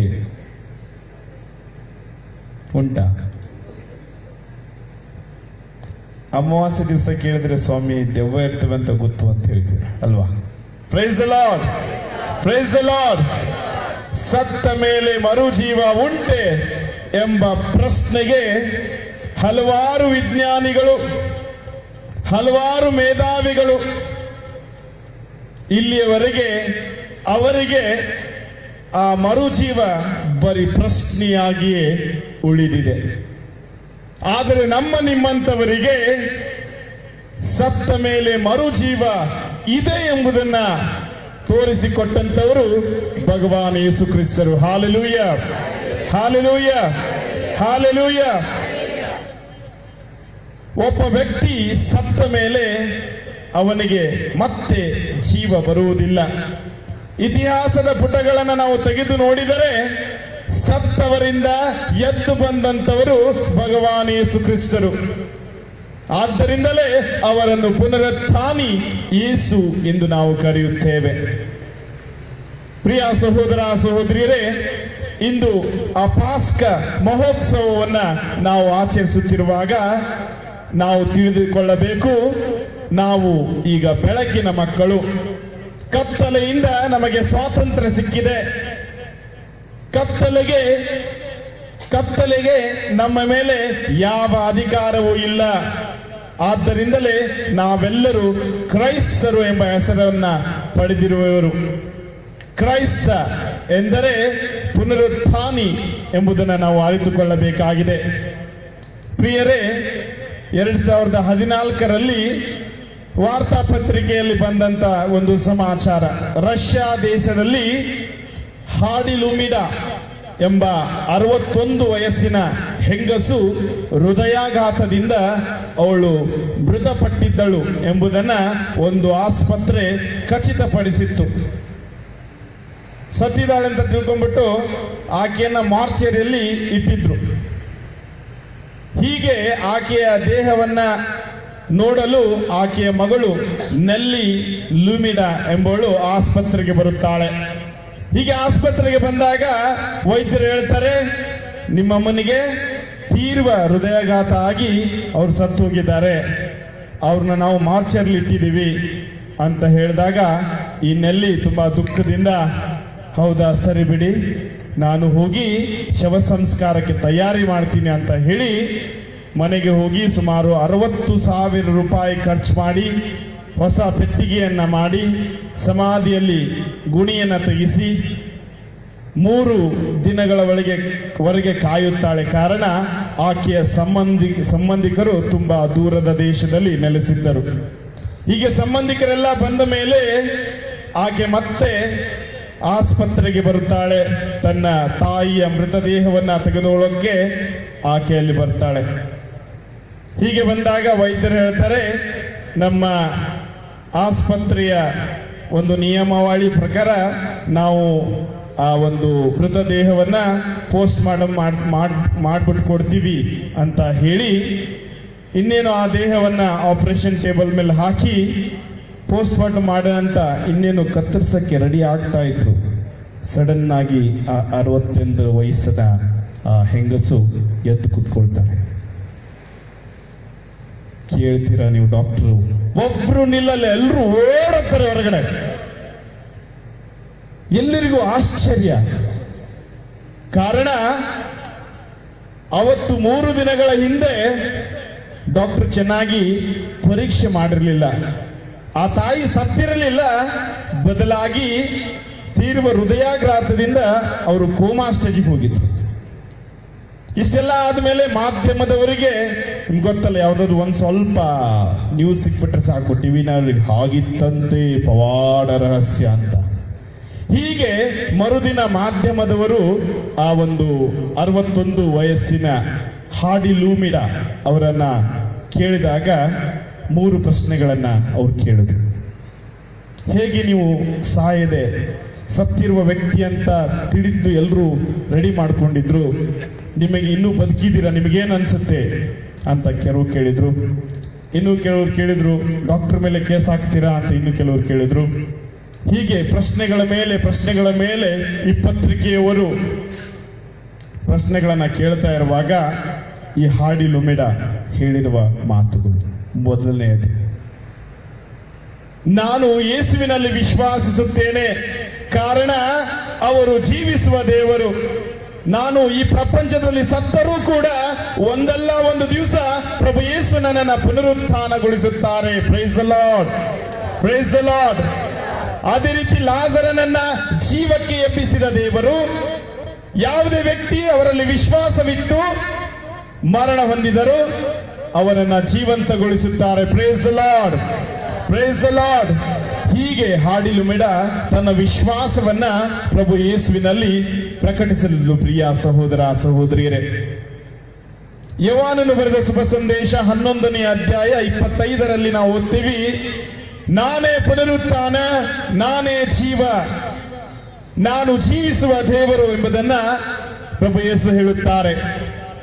ಯಹೂದ್ಯರು, ಫರಿಸಾಯರು, ಸದುಕಾಯರು ಅವ್ರು ತಿಳ್ಕೊಂಡಿದ್ರೇನಂತ, ನಮಗೆ ಜಯ ಸಿಕ್ಕಿದೆ, ಪ್ರಭು ಯೇಸುವನ್ನ ನಾವು ಕೊಲೆ ಮಾಡಿದ್ದೇವೆ, ಅವರ ಕಥೆಯನ್ನು ನಾವು ಮುಗಿಸಿದ್ದೇವೆ. ದ್ವೇಷದಿಂದ ಅವರನ್ನ ಶಿಲುಬೆಗೇರಿಸಲಾಗಿತ್ತು. ಕಾರಣ ಯೇಸು ಅವನಲ್ಲಿ ಯಾವ ದೈವತ್ವ ಇಲ್ಲ, ಅವನೊಬ್ಬ ಮನುಷ್ಯ, ನಿಮ್ಮ ರೀತಿಯ ಒಬ್ಬ ಮನುಷ್ಯ ಅಂತ ಹೇಳ್ಬಿಟ್ಟು ಈ ಸದುಕಾಯರು, ಫರಿಸಾಯರು, ಯಹೂದ್ಯರು ಅವರ ಮೇಲೆ ದ್ವೇಷದಿಂದ ಅವರನ್ನ ಶಿಲುಬೆಗೇರಿಸಿದ್ದರು. ಆದರೆ ಅಸಾಧ್ಯವಾದನ್ನ ಮಾಡುವ, ಸಾಧ್ಯಗೊಳಿಸುವ ದೇವರು ನಮ್ಮ ದೇವರಾಗಿರುವಾಗ ಆತನ ಪುತ್ರ ಯೇಸುವಿನ ಮುಖಾಂತರ ನಿಜ ದೇವರ ಶಕ್ತಿಯನ್ನ ಅವರು ಪ್ರದರ್ಶಿಸುವಂತರು. ಇದೇ ರೀತಿ ಕೆಲವು ವ್ಯಕ್ತಿಗಳು ಹೀಗೆ ಸಮಾಚಾರವನ್ನ ಮಾತಾಡ್ತಾ ಇರುವಾಗ ಹೇಳಿದ್ರು, ಈ ಯೇಸು ಎಂಬ ವ್ಯಕ್ತಿಗೆ ದೈವತ್ವ ಎನ್ನುವುದು ಇಲ್ಲ. ಆ ಯೇಸು ಎಂಬ ವ್ಯಕ್ತಿ ನಿಮ್ಮ ರೀತಿಯ ಕೇವಲ ಒಬ್ಬ ಸಾಧಾರಣ ವ್ಯಕ್ತಿ ಅಂತ ಹೇಳುತ್ತಿರುವಾಗ ಒಬ್ಬ ವಿದ್ಯಾರ್ಥಿ ಅವರಿಗೆ ಉತ್ತರ ಕೊಡ್ತಾನೆ. ತಾನು ಓದಿದ ಆ ಸಬ್ಜೆಕ್ಟ್ಗಳ ಮೇಲೆ, ವಿಷಯಗಳ ಮೇಲೆ ಉತ್ತರ ಕೊಡ್ತಾನೆ. ನನ್ನ ಪ್ರಕಾರ ಯೇಸು ಯಾರು ಅಂತ ನಿಮಗೆ ಹೇಳ್ತೀನಿ ಅಂತ ಹೇಳಿ ಅವನು ಈ ರೀತಿ ಹೇಳ್ತಾನೆ. ಬಯಾಲಜಿ ಪ್ರಕಾರ, ಜೀವಶಾಸ್ತ್ರದ ಪ್ರಕಾರ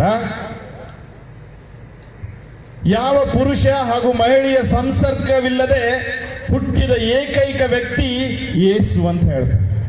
ಜೀವಶಾಸ್ತ್ರದ ಪ್ರಕಾರ ಯಾವ ಪುರುಷ ಮತ್ತು ಯಾವ ಮಹಿಳೆಯ ಸಂಸರ್ಗವಿಲ್ಲದೆ ಹುಟ್ಟಿದಂತ ಮೊದಲನೆಯ ವ್ಯಕ್ತಿ ಯೇಸು ಅಂತ ಹೇಳ್ತಾನೆ. ಅದೇ ರೀತಿ ಹೀಗೆ ಮುಂದೆ ಹೇಳ್ತಾನವನು, ರಸಾಯನ ಶಾಸ್ತ್ರದ ಪ್ರಕಾರ ಅಂದ್ರೆ ಕೆಮಿಸ್ಟ್ರಿ ಪ್ರಕಾರ ಯೇಸು ಯಾರಪ್ಪ ಅಂತಂದ್ರೆ, ಇತಿಹಾಸದಲ್ಲಿ ಯಾರೂ ಮಾಡಿರದ ಒಂದು ಕಾರ್ಯವನ್ನ ಮಾಡಿದ್ರು. ಅದೇನಪ್ಪ ಅಂತಂದ್ರೆ ನೀರನ್ನ ದ್ರಾಕ್ಷಾರಸವಾಗಿ ಮಾಡಿದರು. ರಾಸಾಯನಿಕ ಶಾಸ್ತ್ರದಲ್ಲಿ ಅದೊಂದು ಅಸಾಧ್ಯವಾದ ಕೆಲಸ. ಅಂತ ಕಾರ್ಯವನ್ನು ಪ್ರಭು ಯೇಸು ಮಾಡಿದರು. ಇನ್ನು ಭೌತಶಾಸ್ತ್ರದ ಪ್ರಕಾರ, ಫಿಸಿಕ್ಸ್ ಪ್ರಕಾರ ಯಾವುದೇ ವಸ್ತುಗಳನ್ನ ನಾವು ಮೇಲಕ್ಕೆ ಎಸೆದ್ರೆ ಏನಾಗುತ್ತದು? ಕೆಳಗಡೆ ಬೀಳುತ್ತದೆ. ಅದೇ ರೀತಿ ಈ ಫಿಸಿಕ್ಸ್ ಪ್ರಕಾರ ಕೆಳಗೆ ಬಿದ್ದ ವಸ್ತು ತನ್ನಷ್ಟಕ್ಕೆ ತಾನೇ ಎದ್ದೇಳುವುದಿಲ್ಲ. ಪ್ರಭು ಯೇಸುವನ ಸಮಾಧಿ ಮಾಡಿದ್ದರೂ ಕೂಡ ಜೀವಂತವಾಗಿ ಎದ್ದರು. ಈ ಗುರುತಾಕ್ಷಣ ಬಲವನ್ನ ಅವರು ಅದುಮಿಟ್ಟು ತಾವೇ ಎದ್ದರು ಎಂಬುದನ್ನ ಆ ವ್ಯಕ್ತಿ, ಆ ಹುಡುಗ ಹೇಳುತ್ತಾನೆ. ಅದೇ ರೀತಿ ಅರ್ಥಶಾಸ್ತ್ರದ ಪ್ರಕಾರ ಈಗ ಜಾಸ್ತಿ ಜನರಿದ್ರೆ ಅವ್ರ ಹೊಟ್ಟೆ ತುಂಬಿಸಕ್ಕೆ ಜಾಸ್ತಿ ದುಡ್ಡು ಬೇಕು, ನಮಗೆ ಜಾಸ್ತಿ ಆಹಾರ ಬೇಕು. ಆದ್ರೆ ಪ್ರಭು ಯೇಸು ಮಾಡಿದ್ದೇನು? ಕೇವಲ 5 ರೊಟ್ಟಿ 2 ಮೀನುಗಳಿಂದ ಸಾವಿರಾರು ಜನರಿಗೆ ಆಹಾರವನ್ನು ನೀಡಿದಂತ ವ್ಯಕ್ತಿ. ಅದೇ ರೀತಿ ವೈದ್ಯಕೀಯವಾಗಿ ಮೆಡಿಸಿನ್ ಪ್ರಕಾರ ಅವನು ಹೇಳ್ತಾನೆ, ಯಾವುದೇ ಔಷಧಿಗಳನ್ನ ಕೊಡದೆ, ಯಾವುದೇ ಶಸ್ತ್ರಚಿಕಿತ್ಸೆಯನ್ನ ಮಾಡದೆ ಕುರುಡರಿಗೆ ಕಣ್ಣನ್ನ ಕೊಡಕ್ಕಾಗಲ್ಲ, ಕುಷ್ಠ ರೋಗವನ್ನ ಹೋಗಲಾಡಿಸಕ್ಕಾಗಲ್ಲ. ಆದರೆ ಯೇಸು ಯಾವುದೇ ಒಂದು ಮೆಡಿಸಿನ್ ಇಲ್ಲದೆ ಜನರಿಗೆ ಕಣ್ಣನ್ನ ಕೊಟ್ಟರು, ಕುಷ್ಠ ರೋಗವನ್ನ ತೆಗೆದ್ರು ಅಂತ ಅವನು ಹೇಳ್ತಾನೆ. ಇನ್ನು ಇತಿಹಾಸದ ಪ್ರಕಾರ, ಇತಿಹಾಸವನ್ನು ನಾವು ನೋಡ್ತೀವಿ, ಯಾವುದಾದ್ರೂ ಒಂದು ಸ್ವತಂತ್ರ ಸಂಗ್ರಾಮ ನಡೆದಿರಬಹುದು, ಯಾವುದಾದ್ರೂ ಘಟನೆ ನಡೆದಿರಬಹುದು, ಇಂತಿಷ್ಟು ಎಂಬ ಇಸ್ವಿ ನಮಗೆ ಜ್ಞಾಪಕ ಇದೆ. ಆದರೆ ಅವರ ಜೀವನದಲ್ಲಿ ಅವರೇ ಆದಿ, ಅವರೇ ಅಂತ್ಯ. ಹೀಗೆ ಹೇಳುತ್ತಾ ಹೇಳುತ್ತಾ ಹುಡುಗ ಹೇಳ್ತಾನೆ, ನಿಜವಾದ ಧರ್ಮ ಯಾವುದಪ್ಪ ಅಂತಂತಂದ್ರೆ, ನಮಗೆ ಕೇಡನ್ನ ಬಗೆದವರಿಗೆ ನಾವು ಕೇಡು ಬಗೆಬೇಕು. ಆದ್ರೆ ಒಂದು ಹೊಸ ಧರ್ಮವನ್ನ ಪ್ರಭು ಯೇಸು ಕಲಿಸಿಕೊಟ್ರು, ನಿನ್ನ ಶತ್ರುಗಳನ್ನ ಪ್ರೀತಿಸು, ಅದು ನಿಜವಾದ ಧರ್ಮ. ಆ ಹುಡುಗ ಹೇಳ್ತಾನೆ, ನಿಜವಾದ ಧರ್ಮವನ್ನ ಕಲಿಸಿಕೊಟ್ಟಂತವರು, ನಿಜವಾದ ಶ್ರೇಷ್ಠತೆಯನ್ನ ಕಲಿಸಿಕೊಟ್ಟಂತವರು ಯೇಸು ಪ್ರಭು ಎಂಬುದನ್ನ ಆ ವ್ಯಕ್ತಿ ಹೇಳಿದ. ಹಾಗಾದ್ರೆ ಪ್ರಿಯ ಸಹೋದರ ಸಹೋದರಿಯರೇ, ಇಂದು ಈ ಪುನರುತ್ಥಾನದ ಹಬ್ಬವನ್ನ ನಾವು ಆಚರಿಸ್ತಿರುವಾಗ ನಾವು ಯಾವ ರೀತಿ ಇರಬೇಕು ಎಂಬುದನ್ನ ದಿವಂಗತ ಸಂತ ಜಾನ್ ಪೌಲರು ನಮಗೆ ಹೇಳ್ತಾರೆ. ಅದೇನಪ್ಪ ಅಂತಂದ್ರೆ, ನಾವು ಶಿಷ್ಯರಂತೆ ಇರಬಾರದು. ಶಿಷ್ಯರು ಅವತ್ತು ರಾತ್ರಿ ಏನಾಗಿದ್ರು ಅಂತಂದ್ರೆ ಹತಾಶರಾಗಿದ್ರು. ಶಿಷ್ಯರು ಅವತ್ತು ರಾತ್ರಿ ಏನಾಗಿದ್ರು ಅಂತಂದ್ರೆ ಭಯ ಪಟ್ಕೊಂಡಿದ್ರು. ನಮ್ಮ ಪ್ರಭು ಸತ್ತು 3 ದಿನಗಳಾಯಿತು, ನಮ್ಮ ಪ್ರಭು ಇನ್ನೂ ಜೀವಂತವಾಗಿಲ್ಲ ಅಂತ ಅವ್ರು ಹೆದರ್ಕೊಂಡು ಬಾಗಿಲ ಒಳಗಡೆ ಕೂತ್ಕೊಂಡಿದ್ದು. ಸಂತ ಜಾನ್ ಪೌಲ್ ಅವರು ಹೇಳ್ತಾರೆ, ನೀವು ಶಿಷ್ಯರಂತೆ ಇರಬೇಡಿ. ಕಾರಣ, ಶಿಷ್ಯರಿಗಿಂತ ಮೊದಲೇ ನೀವು ಅರಿತುಕೊಳ್ಳಬೇಕು, ನಮ್ಮ ದೇವರು ಕೊಟ್ಟ ಮಾತಿಗೆ ತಪ್ಪುವ ದೇವರಲ್ಲ. Praise the Lord, praise the Lord. ಹಾಗಾದ್ರೆ ನಾವು ಯಹೂದ್ಯರಂತೂ ಇರಬಾರದು. ಇಡೀ ಪ್ರಪಂಚದಲ್ಲಿ ಸುಮಾರು 15,50,00,000 ಜನರಿದ್ದಾರಂತೆ ಯಹೂದ್ಯರು. ಸುಮಾರು 15,50,00,000 ಯಹೂದ್ಯರು ಈ ಪ್ರಪಂಚದಲ್ಲಿ ಇನ್ನೂ ಜೀವಿಸ್ತಾ ಇದ್ದಾರೆ. ಈ 15,50,00,000 ಯಹೂದ್ಯರು ನಂಬುವುದು ಇನ್ನು ಮೆಸ್ಸಾಯ ಬಂದಿಲ್ಲ, ಇನ್ನು ಮೆಸ್ಸಾಯ ಬಂದಿಲ್ಲ, ಅವನು ಮತ್ತೆ ಬರ್ತಾನೆ ಎಂಬುದನ್ನ ಅವರು ಕಾಯ್ತಾ ಇದ್ದಾರೆ. ಹೀಗೆ ಕೆಲವು ಯಹೂದ್ಯರು ಏನ್ ಮಾಡಿದ್ರು ಅಂತಂದ್ರೆ, ಒಬ್ಬ ವಿಜ್ಞಾನಿ ಹತ್ರ ಬಂದ್ರು. ವಿಜ್ಞಾನಿ ಹತ್ರ ಬಂದು ಕೇಳ್ತಾರೆ, ಈ ಕ್ರೈಸ್ತರು ಯೇಸು ಸ್ವಾಮಿ ಪುನರುತ್ಥಾನರಾಗಿದ್ದಾರೆ ಎಂಬುದನ್ನ ಸುಳ್ಳು ಪ್ರವಾದನೆಗಳನ್ನ ಮಾಡುತ್ತಾ ಇದ್ದಾರೆ, ಸುಳ್ಳು ಪ್ರವಚನಗಳನ್ನು ನೀಡುತ್ತಾ ಇದ್ದಾರೆ. ಸತ್ತ ವ್ಯಕ್ತಿ ಯಾವ ರೀತಿ ಬದುಕಿ ಬರುತ್ತಾನೆ ಎಂಬುದನ್ನ ನಿನ್ನ ವಿಜ್ಞಾನದ ಪ್ರಕಾರ ನೀನು ತಿಳಿಸಿ ಹೇಳು ಅಂತ ಆ ವಿಜ್ಞಾನಿ ಹತ್ರ ಬರ್ತಾರೆ. ಹೀಗೆ ವಿಜ್ಞಾನಿಯ ಹತ್ರ ಬಂದಾಗ ಈ ವಿಜ್ಞಾನಿ ಅವ್ರನ್ನೆಲ್ಲ ನೋಡಿ ಹೇಳ್ತಾನೆ, ಹೌದಾ, ನಿಮಗೇನು ನಾನು ಪ್ರೂವ್ ಮಾಡಬೇಕು? ಸತ್ತಂತ ವ್ಯಕ್ತಿ ಜೀವಂತವಾಗಿ ಬರಕ್ಕೆ ಸಾಧ್ಯ ಇಲ್ಲ ಅಂತ ಪ್ರೂವ್ ಮಾಡ್ಬೇಕಲ್ವಾ? ಸರಿ, ಮಾಡ್ತೀನಿ ಅಂತ ಹೇಳ್ಬಿಟ್ಟು ಅವ್ರಿಗೆ ಹೇಳ್ದ. ಕೆಲವ್ರಿಗೆ ಹೇಳ್ದ, ನೀವು ಹೋಗ್ಬಿಟ್ಟು ಒಂದ್ ಸ್ವಲ್ಪ ಮರಳನ್ನ ತಗೊಬನ್ನಿ, ಸ್ಯಾಂಡ್ ಮರಳನ್ನ ತಗೊಬನ್ನಿ ಅಂತ ಹೇಳ್ತಾನೆ. ಇನ್ನು ಕೆಲವ್ರಿಗೆ ಹೇಳ್ತಾನೆ, ನೀವು ಹೋಗ್ಬಿಟ್ಟು ಸ್ವಲ್ಪ ಕಬ್ಬಿಣದ ಪುಡಿಯನ್ನ ತಗೊಂಡು ಬನ್ನಿ ಅಂತ ಹೇಳ್ತಾನೆ. ಕೆಲ ಸಮಯದ ನಂತರ ಅವರು ಹೇಳಿದಂತೆ ಮರಳನ್ನ ಹಾಗೂ ಕಬ್ಬಿಣದ ಪುಡಿಯನ್ನ ಆ ವಿಜ್ಞಾನಿಯ ಹತ್ತಿರ ತಗೊಂಡ್ಬರ್ತಾರೆ. ಈ ಯಹೂದ್ಯರು ಅನ್ಕೊಂಡಿದ್ರು, ನಮ್ಮ ಪ್ರಶ್ನೆಗೆ ಸರಿಯಾದ ಉತ್ತರವನ್ನ ಈ ವಿಜ್ಞಾನಿ ಕೊಡ್ತಾನೆ ಅಂತ. ಹೀಗೆ ಅವರು ತಂದಂತಹ ಮರಳನ್ನ ಕಬ್ಬಿಣದ ಪುಡಿಯನ್ನ ಈ ವಿಜ್ಞಾನಿ ಹೇಳ್ತಾನೆ, ಅದನ್ನ ಎರಡರಲ್ಲಿ ಹಾಕಿ ಮಿಕ್ಸ್ ಮಾಡಿ, ಚೆನ್ನಾಗಿ ನೀವು ಮಿಕ್ಸ್ ಮಾಡಿ ಅಂತ ಹೇಳ್ತಾನೆ. ಹೀಗೆ ಮಿಕ್ಸ್ ಮಾಡಿದ್ರು ಅವರು. ಅವ್ರೇನು ಅನ್ಕೊಂಡಿದ್ರು, ವಿಜ್ಞಾನಿ ನಮ್ಗೆ ನಿಜವಾಗ್ಲೂ ಇವತ್ತು ಸತ್ಯವನ್ನ ಹೇಳ್ಬಿಡ್ತಾನೆ, ನಾವು ಪ್ರಪಂಚಕ್ಕೆ ಸಾರ್ಬಿಡ್ತೀವಿ, ವಿಜ್ಞಾನಿಗಳು ಹಿಂಗೆ ಹೇಳ್ತಾರೆ, ಸತ್ತವರು ಬದುಕೋದಿಲ್ಲ ಅಂತ ಹೇಳ್ಬಿಡ್ತಾರೆ ಅಂತ ಎಲ್ಲರೂ ಅತಿ ಖುಷಿಯಿಂದ ಆ ಮರಳನ್ನ ಕಲಿಸ್ತಾ ಇದ್ರು. ಇಷ್ಟಾದ್ಮೇಲೆ ವಿಜ್ಞಾನಿ ಒಂದು ಚೇರ್ ಹಾಕೊಂಡು ಬಂದು ಕುತ್ಕೊಂಡು ಹೇಳ್ದ, ಈಗ ಕಲಿಸಿದಿರಲ್ಲ ಅದನ್ನ, ಈಗ ಮೊದಲಿನಂತೆ ಮರಳನ್ನ ಮತ್ತೆ ಕಬ್ಬಿಣದ ಪುಡಿಯನ್ನ ಬೇರ್ಪಡಿಸಿ. ಸಾಧ್ಯನಾ? ಸಾಧ್ಯನಾ? ಸಾಧ್ಯನೇ ಇಲ್ಲ. ಯಹೂದ್ಯರಿಗೆ ಕೋಪ ಬಂದ್ಬಿಡ್ತು. ಏನಯ್ಯ, ನಿನ್ನ ಹತ್ರ ನಾವು ಉತ್ತರ ಕೇಳಕ್ ಬಂದಿದ್ದೀವಿ, ನೀನು ಮಕ್ಕಳಾಟ ಆಡಿಸ್ತಾ ಇದೀಯಾ ಅಂತ ಜೋರು ಮಾಡ್ತಾರೆ. ಅದಕ್ಕೆ ನಿಮ್ಮ ಕೈಯಿಂದ ಆಗುತ್ತಾ ಇಲ್ಲೋ, ಇಲ್ಲ ನಾನು ಮಾಡ್ತೀನಿ ಅಂತ ವಿಜ್ಞಾನ ಹೇಳ. ನಮ್ಮ ಕೈಯಿಂದ ಆಗಲ್ಲ, ನೀನೇ ಮಾಡು ಅಂತ ಆ ಯಹೂದ್ಯರು ಹೇಳಿದ್ರು. ಆಗ ಈ ವಿಜ್ಞಾನಿ ಏನ್ ಮಾಡ್ತಾನೆ ಅಂದ್ರೆ, ತನ್ನ ಬಳಿಯಲ್ಲಿದ್ದ ಒಂದು ಅಯಸ್ಕಾಂತವನ್ನ ಅದರ ಮೇಲೆ ಹಿಡಿದು ಆ ಕಬ್ಬಿಣದ ಪುಡಿಯನ್ನ ಅಯಸ್ಕಾಂತಕ್ಕೆ ಹಚ್ಚಿಕೊಳ್ಳುತ್ತಾನೆ. ಆ ಅಯಸ್ಕಾಂತವನ್ನ ತನ್ನ ಕೈಯಲ್ಲಿ ಹಿಡಿದು ತೋರಿಸಿ ಹೇಳ್ತಾನೆ, ಈ ಅಯಸ್ಕಾಂತಕ್ಕೆ ಇಷ್ಟು ಶಕ್ತಿಯನ್ನ ಕೊಟ್ಟಿರುವ ದೇವರು, ಈ ಅಯಸ್ಕಾಂತಕ್ಕೆ ಕಬ್ಬಿಣದ ಪುಡಿಗಳನ್ನ ಹಿಡಿದಿಡುವಂತೆ ಮಾಡಿರುವ ದೇವರು ಸತ್ತ ಯಾವ ಕ್ರಿಮಿಕೀಟಕ್ಕೂ ಆಗಲಿ, ಸತ್ತ ಯಾವುದೇ ಮನುಷ್ಯನಿಗಾಗಲಿ ಜೀವವನ್ನ ಕೊಡಬಲ್ಲುವ ಶಕ್ತ ದೇವರಾಗಿದ್ದಾರೆ. ಆದ್ದರಿಂದ ದೇವರ ಶಕ್ತಿಯಲ್ಲಿ ವಿಶ್ವಾಸವಿಡಬೇಕು. ಸತ್ತಂತ ವ್ಯಕ್ತಿ ನಿಜವಾಗಿಯೂ ಜೀವಂತನಾಗಿದ್ದಾನೆ ಎಂಬುದನ್ನ ನಾನು ವಿಶ್ವಾಸಿಸುತ್ತೇನೆ. ನಾನೊಬ್ಬ ವಿಜ್ಞಾನಿ ಆದರೂ ನಾನು ವಿಶ್ವಾಸಿಸುತ್ತೇನೆ ಅಂತ ಆ ವಿಜ್ಞಾನಿ ಅವರಿಗೆ ಉತ್ತರವನ್ನ ಕೊಡ್ತಾನೆ. ಪ್ರಿಯ ಸಹೋದರ ಸಹೋದರಿಯರೇ, ಹಾಗಾದರೆ ಪ್ರಿಯ ಸಹೋದರ ಸಹೋದರಿಯರೇ, ಪ್ರಭು ಯೇಸು ಅವರ ಮಾತಿನಂತೆ ನಮ್ಮನ್ನು ರಕ್ಷಿಸಲು, ಪ್ರಭು ಯೇಸು ಅವರ ಮಾತಿನಂತೆ ನಮ್ಮನ್ನ ಕತ್ತಲೆಯಿಂದ ಬೆಳಕಿನಡೆಗೆ ಕರೆದುಕೊಂಡಲು ಅವರು ಬಂದರು. ಈಗ ನಾವು ಕತ್ತಲೆಗೆ ಸೇರಿದವರಲ್ಲ, ಬದಲಾಗಿ ನಾವು ಬೆಳಕಿನ ಮಕ್ಕಳು. ಸಂತ ಪೌಲ ಎಫೆಸದವರಿಗೆ ಬರೆದ ಪತ್ರ 5:8 ಹೇಳ್ತಾನೆ, ನೀವೀಗ ಬೆಳಕಿನ ಮಕ್ಕಳು. ಹಿಂದೊಮ್ಮೆ ನೀವು ಕತ್ತಲಲ್ಲಿ ಇದ್ದೀರಿ, ಆದರೆ ಈಗ ನೀವು ಪ್ರಭು ಯೇಸುವಿನಲ್ಲಿ ಬೆಳಕಿನ ಮಕ್ಕಳಾಗಿದ್ದೀರಿ. ಆದ್ರಿಂದ ಬೆಳಕಿನ ಮಕ್ಕಳಂತೆ ನೀವು ಜೀವಿಸಿರಿ. ಹಾಗಾದ್ರೆ ಇವತ್ತು ನಾವು 5 ವಿಚಾರಗಳನ್ನ ತಿಳ್ಕೋಬೇಕು ಪ್ರಿಯ ಸಹೋದರ ಸಹೋದರಿಯರು. ಮೊದಲನೆಯ ವಿಚಾರ ಅದೇನಪ್ಪ ಅಂತಂದ್ರೆ, ನಾವು ಯಾವ ರೀತಿ ಇರಬೇಕು? ನಾವು ಬರಿದಾದ ಸಮಾಧಿಯಂತಿರಬೇಕು. ಆ ಮಗ್ದಲದ ಮರಿಯ ಹಾಗೂ ಇನ್ನೊಬ್ಬ ಮರಿಯ ಅಲ್ಲಿ ಹೋದಾಗ ಅವ್ರಿಗೇನ್ ಕಾಣ್ತು? ಬರಿದಾದ ಸಮಾಧಿ ಕಟ್ಟು. ಬರಿದಾದ ಸಮಾಧಿಯ ಅರ್ಥ ಏನಪ್ಪಾ ಅಂತಂದ್ರೆ, ಈಗ ಒಂದು ಪಾತ್ರೆ ಖಾಲಿ ಇದ್ರೆ ಮಾತ್ರ ಅದರಲ್ಲಿ ನಾವು ನೀರನ್ನು ಹಾಕಕ್ಕೆ ಸಾಧ್ಯ. ಅದ್ರಲ್ಲಿ ಅಲ್ಲಿ ಏನಾದ್ರೂ ಮೊದಲೇ ತುಂಬಿಕೊಂಡಿದ್ರೆ ಅದ್ರಲ್ಲಿ ನಾವು ಏನ್ ತುಂಬಿಸಕ್ಕೆ ಸಾಧ್ಯ. ಆ ರೀತಿ ನಾವು ನಮ್ಮ ಹೃದಯವನ್ನ ಪಾಪದಿಂದ ಬರಿದು ಮಾಡಿಕೊಳ್ಳಬೇಕು. ಆಗ ಮಾತ್ರ ಪ್ರಭು ಯೇಸು ನಮ್ಮ ಹೃದಯದಲ್ಲಿ ಬರಲು ಸಾಧ್ಯ. ಇನ್ನು ಎರಡನೇದಾಗಿ, ನಾವು ಮಗ್ದಲದ ಮರಿಯಳಂತೆ ಇರಬೇಕು. ಯಾರೋ ಕೇಳ್ತಾರೆ, ಪ್ರಭು ಯೇಸು ಯಾಕೆ ಮೊದಲು ಹೆಣ್ಮಕ್ಕಳಿಗೆ ಅವರು ಪ್ರತ್ಯಕ್ಷರಾದ್ರು ಅಂತ. ನಿಮಗೇನಾದ್ರೂ ಗೊತ್ತಾ? ನಿಮಗೇನಾದ್ರೂ ಗೊತ್ತಾ? ಇಲ್ಲ. ಇವತ್ತು ಹೇಳ್ತೀನಿ, ನನ್ನ ಮೇಲೆ ಕೋಪ ಮಾಡ್ಕೋಬಾರ್ದು. ಯಾರೋ ಹೇಳಿದ್ರು ನನಗೆ. ಹೇಳ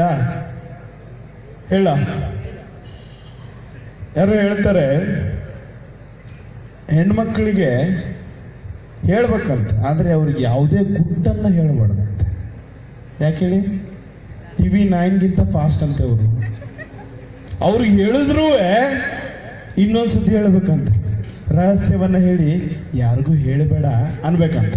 ಹಂಗೇನಾದ್ರೂ ಹೇಳಿದ್ರು ಉತ್ತಮ ಊಟ ಹೇಳ್ತಾರಂತೆ ಬೇರೆಯವರಿಗೆ. ಅದಕ್ಕೆ ಯಾರೋ ಹೇಳ್ತಾರೆ, ಮಗ್ದಲದ ಮರಿಯ ಆ ಸಮಾಚಾರವನ್ನ ಕೇಳಿದ್ದೆ ಎಲ್ಲರ ಹತ್ರ ಹೋಗಿ ಹೇಳಿದಂತೆ, ನನ್ನ ಪ್ರಭು ಜೀವಂತವಾಗಿದ್ದಾರೆ, ನನ್ನ ಪ್ರಭು ಸತ್ತಿಲ್ಲ, ನನ್ನ ಪ್ರಭು ಜೀವಂತವಾಗಿ ಬಂದು ನನ್ನನ್ನ ಭೇಟಿಯಾಗಿದ್ದಾರಂತೆ ಎಲ್ಲರ ಹತ್ರ ಹೇಳಿದ್ನಂತೆ. ಸೊ ಅವ್ರೇನ್ ಹೇಳ್ತಾರಂತಂದ್ರೆ, ನಾವು ಮಗ್ದಲದ ಮರಿಯಂತೆ ಅಂದ್ರೆ ಯೇಸು ಜೀವಂತರಾಗಿದ್ದಾರೆ, ಯೇಸು ಪುನರುತ್ಥಾನರಾಗಿದ್ದಾರೆ ಎಂಬುದನ್ನ ನಾವು ಇತರರಿಗೆ ತಿಳಿಸಿ ಹೇಳಬೇಕಂತೆ.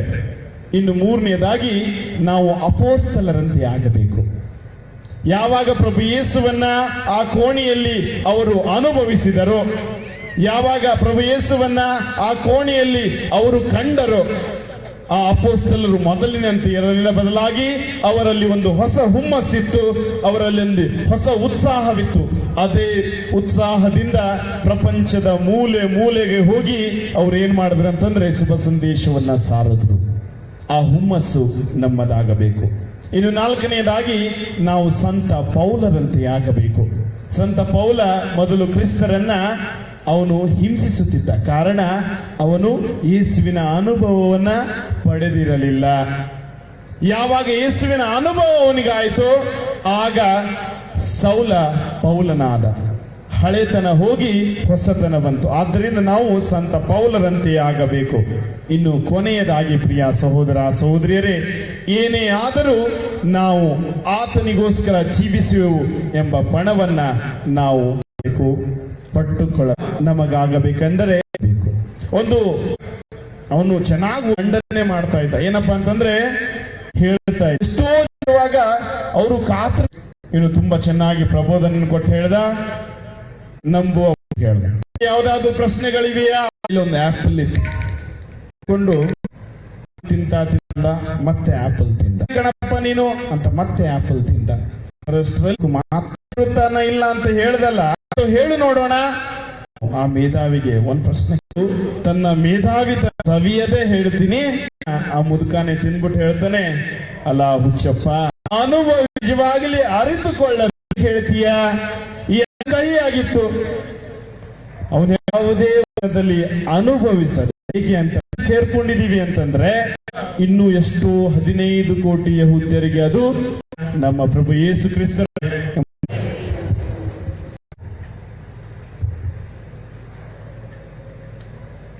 ಪ್ರವೇಶಿಸಲಿದ್ದೇವೆ. ಈಗ ಪ್ರಾರಂಭವಾಗುವ ಮುಂದೆ ಬಂದು ನಿಂತುಕೊಳ್ಳಬೇಕಾಗಿ ಈ ದೀಕ್ಷಾ ಕ್ರಿಸ್ತರಲ್ಲಿ ಪ್ರಿಯ ಸಹೋದರ ದೇವರು ಕರುಣೆಯನ್ನ ತೋರಲೆಂದು ನಾವು ಪ್ರಾರ್ಥಿಸೋಣ. ಇದರ ಮೂಲಕ ನವ ಜೀವವನ್ನು ಈ ನೀರಿನ ಆಶೀರ್ವಚನಕ್ಕೋಸ್ಕರ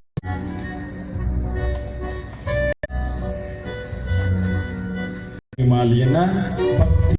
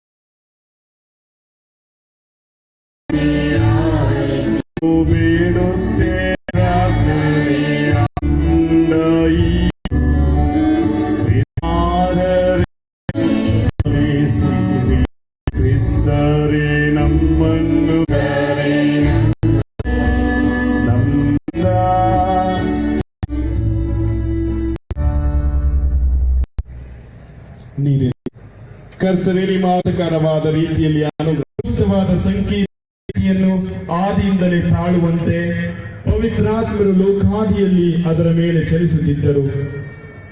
ಅದೇ ನೀರಿನ ಮಹಾಪ್ರಳಯದಿಂದ ದೇವರೇ ಅಬ್ರಹಾಮನ ಸಂತತಿ ಪರೋಹರಾಜನ ಅಧಿಕಾರದಿಂದ ಬಿಡುಗಡೆ ಹೊಂದಿದ ದೇವರೇ ನಿಮ್ಮ ಕುಮಾರ ಅವರು ಶಿಲುಬೆಯ ಮೇಲೆ ನೇತಾಡುತ್ತಿರುವಾಗ ತಮ್ಮ ಪಾರ್ಶ್ವದಿಂದ ರಕ್ತ ಬೇಕೆಂದು ತಮ್ಮ ಶಿಷ್ಯರಿಗೆ ವಿಧಿಸುತ್ತಾ ಸ್ನಾನ ದೀಕ್ಷೆ ಕೊಡಿರಿ ಎಂದರು.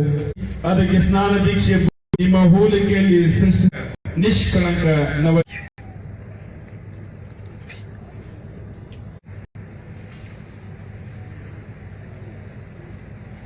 ಕರ್ತರೆ ಪವಿತ್ರ ಅವರೆಲ್ಲರೂ ಅವರೊಡನೆ ಹೊಸ ಸೇವೆ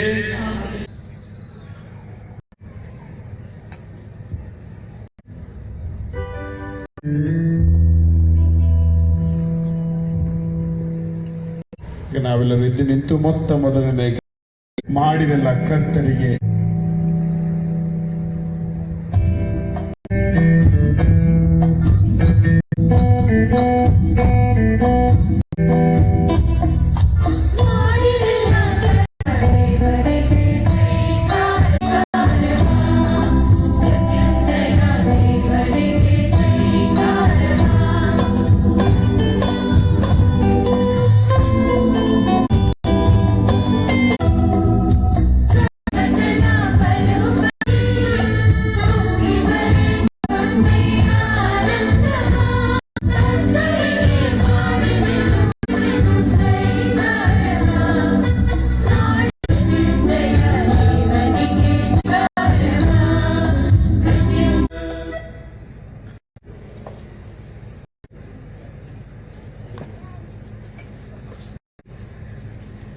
ನಿಮ್ಮ ಮಗು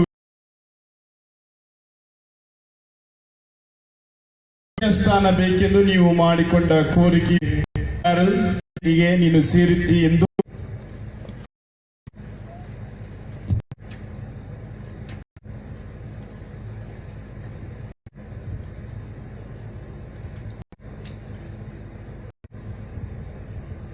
ಮಗುವಿನ ಪರವಾಗಿ ಕೆಲವು ಬಿಡುತ್ತೀರೋ ಅವನ ಕೆಲಸ ಲೋಕವನ್ನು ಭೂಲೋಕವನ್ನು ಸೃಷ್ಟಿ ಕನ್ಯಾ ಮರಿಯಮ್ಮನವರಲ್ಲಿ ಮಾತ್ರ ಪುತ್ರರು ನಮ್ಮ ಪ್ರಭುವಾದ ಯೇಸು ಕ್ರಿಸ್ತನನ್ನು ಪವಿತ್ರ ಕಥೋಲಿಕ ಧರ್ಮಸಭೆಯನ್ನು ಸಂತರ ಅನ್ಯೋನ್ಯತೆಯನ್ನು ಪಾಪ ಪರಿಹಾರವನ್ನು ಶರೀರ ಪುನರುತ್ಥಾನವನ್ನು ನಿತ್ಯ ಜೀವವನ್ನು ವಿಶ್ವಾಸಿಸುತ್ತೀರೋ? ಇದೇ ನಮ್ಮ ವಿಶ್ವಾಸ, ಇದೇ ಧರ್ಮಸಭೆಯ ವಿಶ್ವಾಸ. ಈ ವಿಶ್ವಾಸವನ್ನು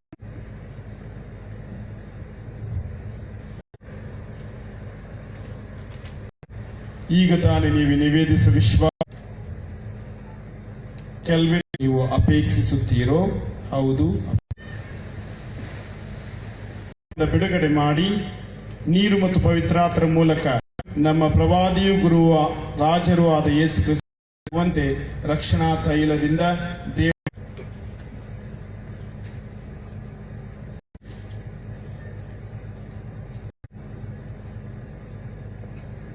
ಪಿತನ ಮತ್ತು ಸುತನ ಮತ್ತು ಪವಿತ್ರತೇನೆ. ಪಿತನ ಸುತನ ಮತ್ತು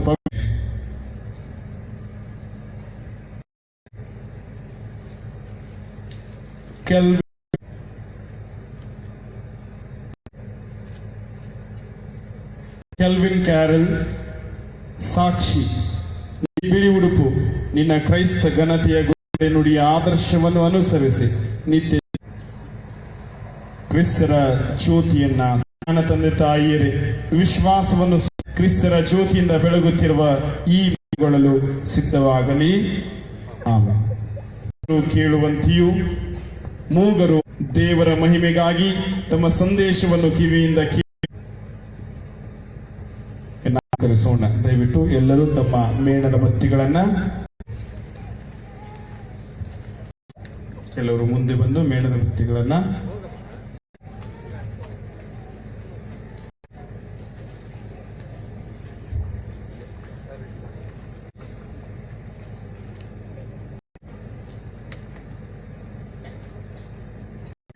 ಈ ಪಾಸ್ಕ ಆಚರಣೆಯ ಮೂಲಕ ನಾವು ಹೊಸ ಜೀವಿಗಳಾಗಿ ನಡೆದುಕೊಳ್ಳಬೇಕು. ಅವನ ಕಾರ್ಯಗಳನ್ನು ಬಿಟ್ಟು ಪರಿಶುದ್ಧ ಕಥೋಲಿಕ ಧರ್ಮ ಸಲ್ಲಿಸುತ್ತೇವೆಂದು ನಾವು ಪ್ರತಿಯೊಬ್ಬರು ಅರ್ಥಭರಿತವಾಗಿ ಬಿಟ್ಟು ಬಿಡುತ್ತೀರೋ? ಲೋಕವನ್ನು ಸೃಷ್ಟಿಸಿದ ಸರ್ವಶಕ್ತ ಶಿಲುಬೆಗೇರಿಸಲ್ಪಟ್ಟು ಆರೋಹಣರಾದ ದೇವರ ಏಕ ಪವಿತ್ರ ಸಭೆಯನ್ನು ಸಂತರನ್ನು ನಿತ್ಯ ಜೀವ ಯೇಸು ಕ್ರಿಸ್ತರ ತಂದೆಯಾದ ನಮಗೆ ನೇಮಿಸಿದರು. ಅವರಂತೆ ನಮ್ಮನ್ನು ಕಾಪಾಡಲಿ. ಪ್ರಾರ್ಥನೆಗಳನ್ನ ನಮ್ಮ ಮನ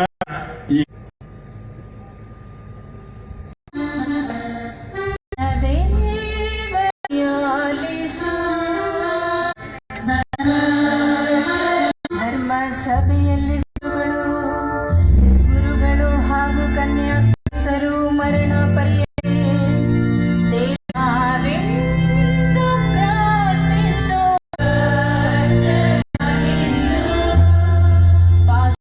ಎಲ್ಲ ಕ್ರೈಸ್ತ ಭಕ್ತರಿಗಾಗಿಲ್ಲ ಮತ್ತು ಪ್ರಕಟಿಸುವಾಗ ತಂದೆ ದೇವರು ಮೃತ್ಯುಂಜಯ ಕ್ರಿಸ್ತರು ಪ್ರಾರ್ಥಿಸೋಗೊಂಡಾಗ ನಾವು ಸಕಲ ಸಂತರ ಸುಳ್ಳಲು ಪಿತ ದೇವರು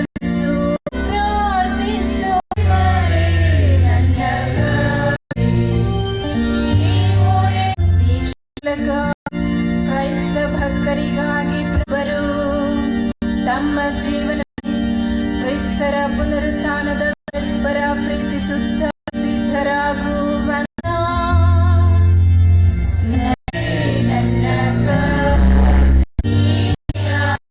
ಯೇಸು ನಮ್ಮ ವೈಯಕ್ತಿಕ ಕೆಲ ಕಾಲ ಮೌನದಿಂದ ಇದ್ದು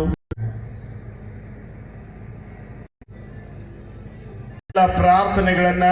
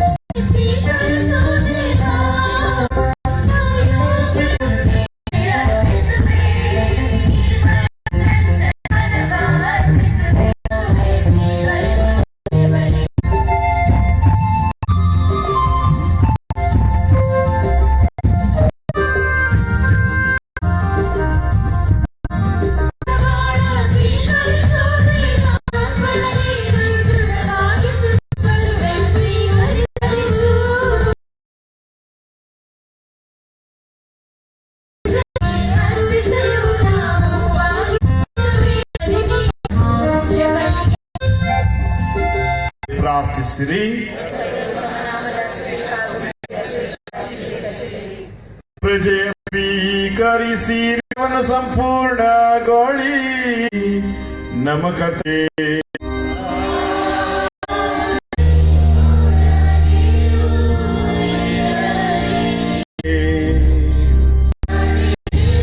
ಸೋಣ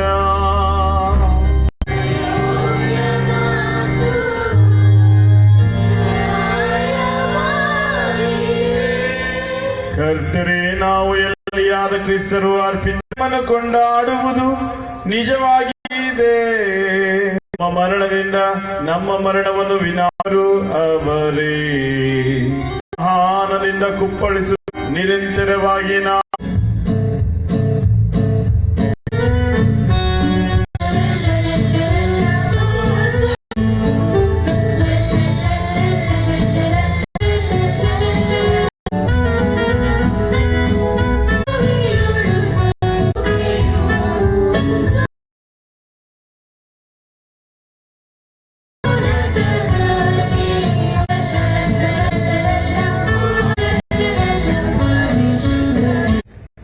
ತಂದೆ, ನೀವು ಇವುಗಳನ್ನು ಪಾವನಗೊಳಿಸಬೇಕೆಂದು ಮತ್ತು ರಕ್ತವಾಗುವ ಪರಾಧೀನ ಸಮಯದಲ್ಲಿ ತೆಗೆದುಕೊಂಡು ಅದನ್ನು ಭುಜಿಸಿರಿ. ಆಗುವ ನನ್ನ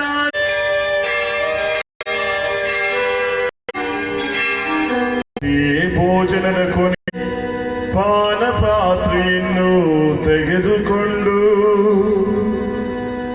ಕೃತಜ್ಞತಾ ಸ್ತೋತ್ರವನ್ನು ಸಲ್ಲಿಸಿದರು.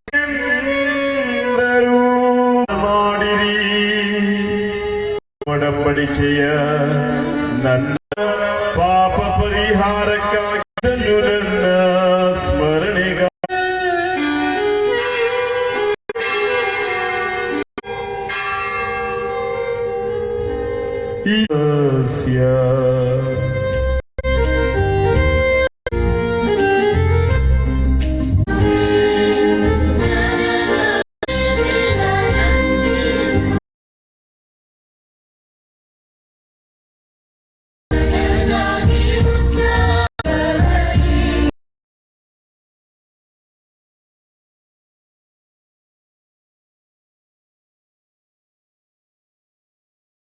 ಜೀವದಾಯಕ ಈ ರೊಟ್ಟಿಯನ್ನು ರಕ್ಷಣೆಗೆ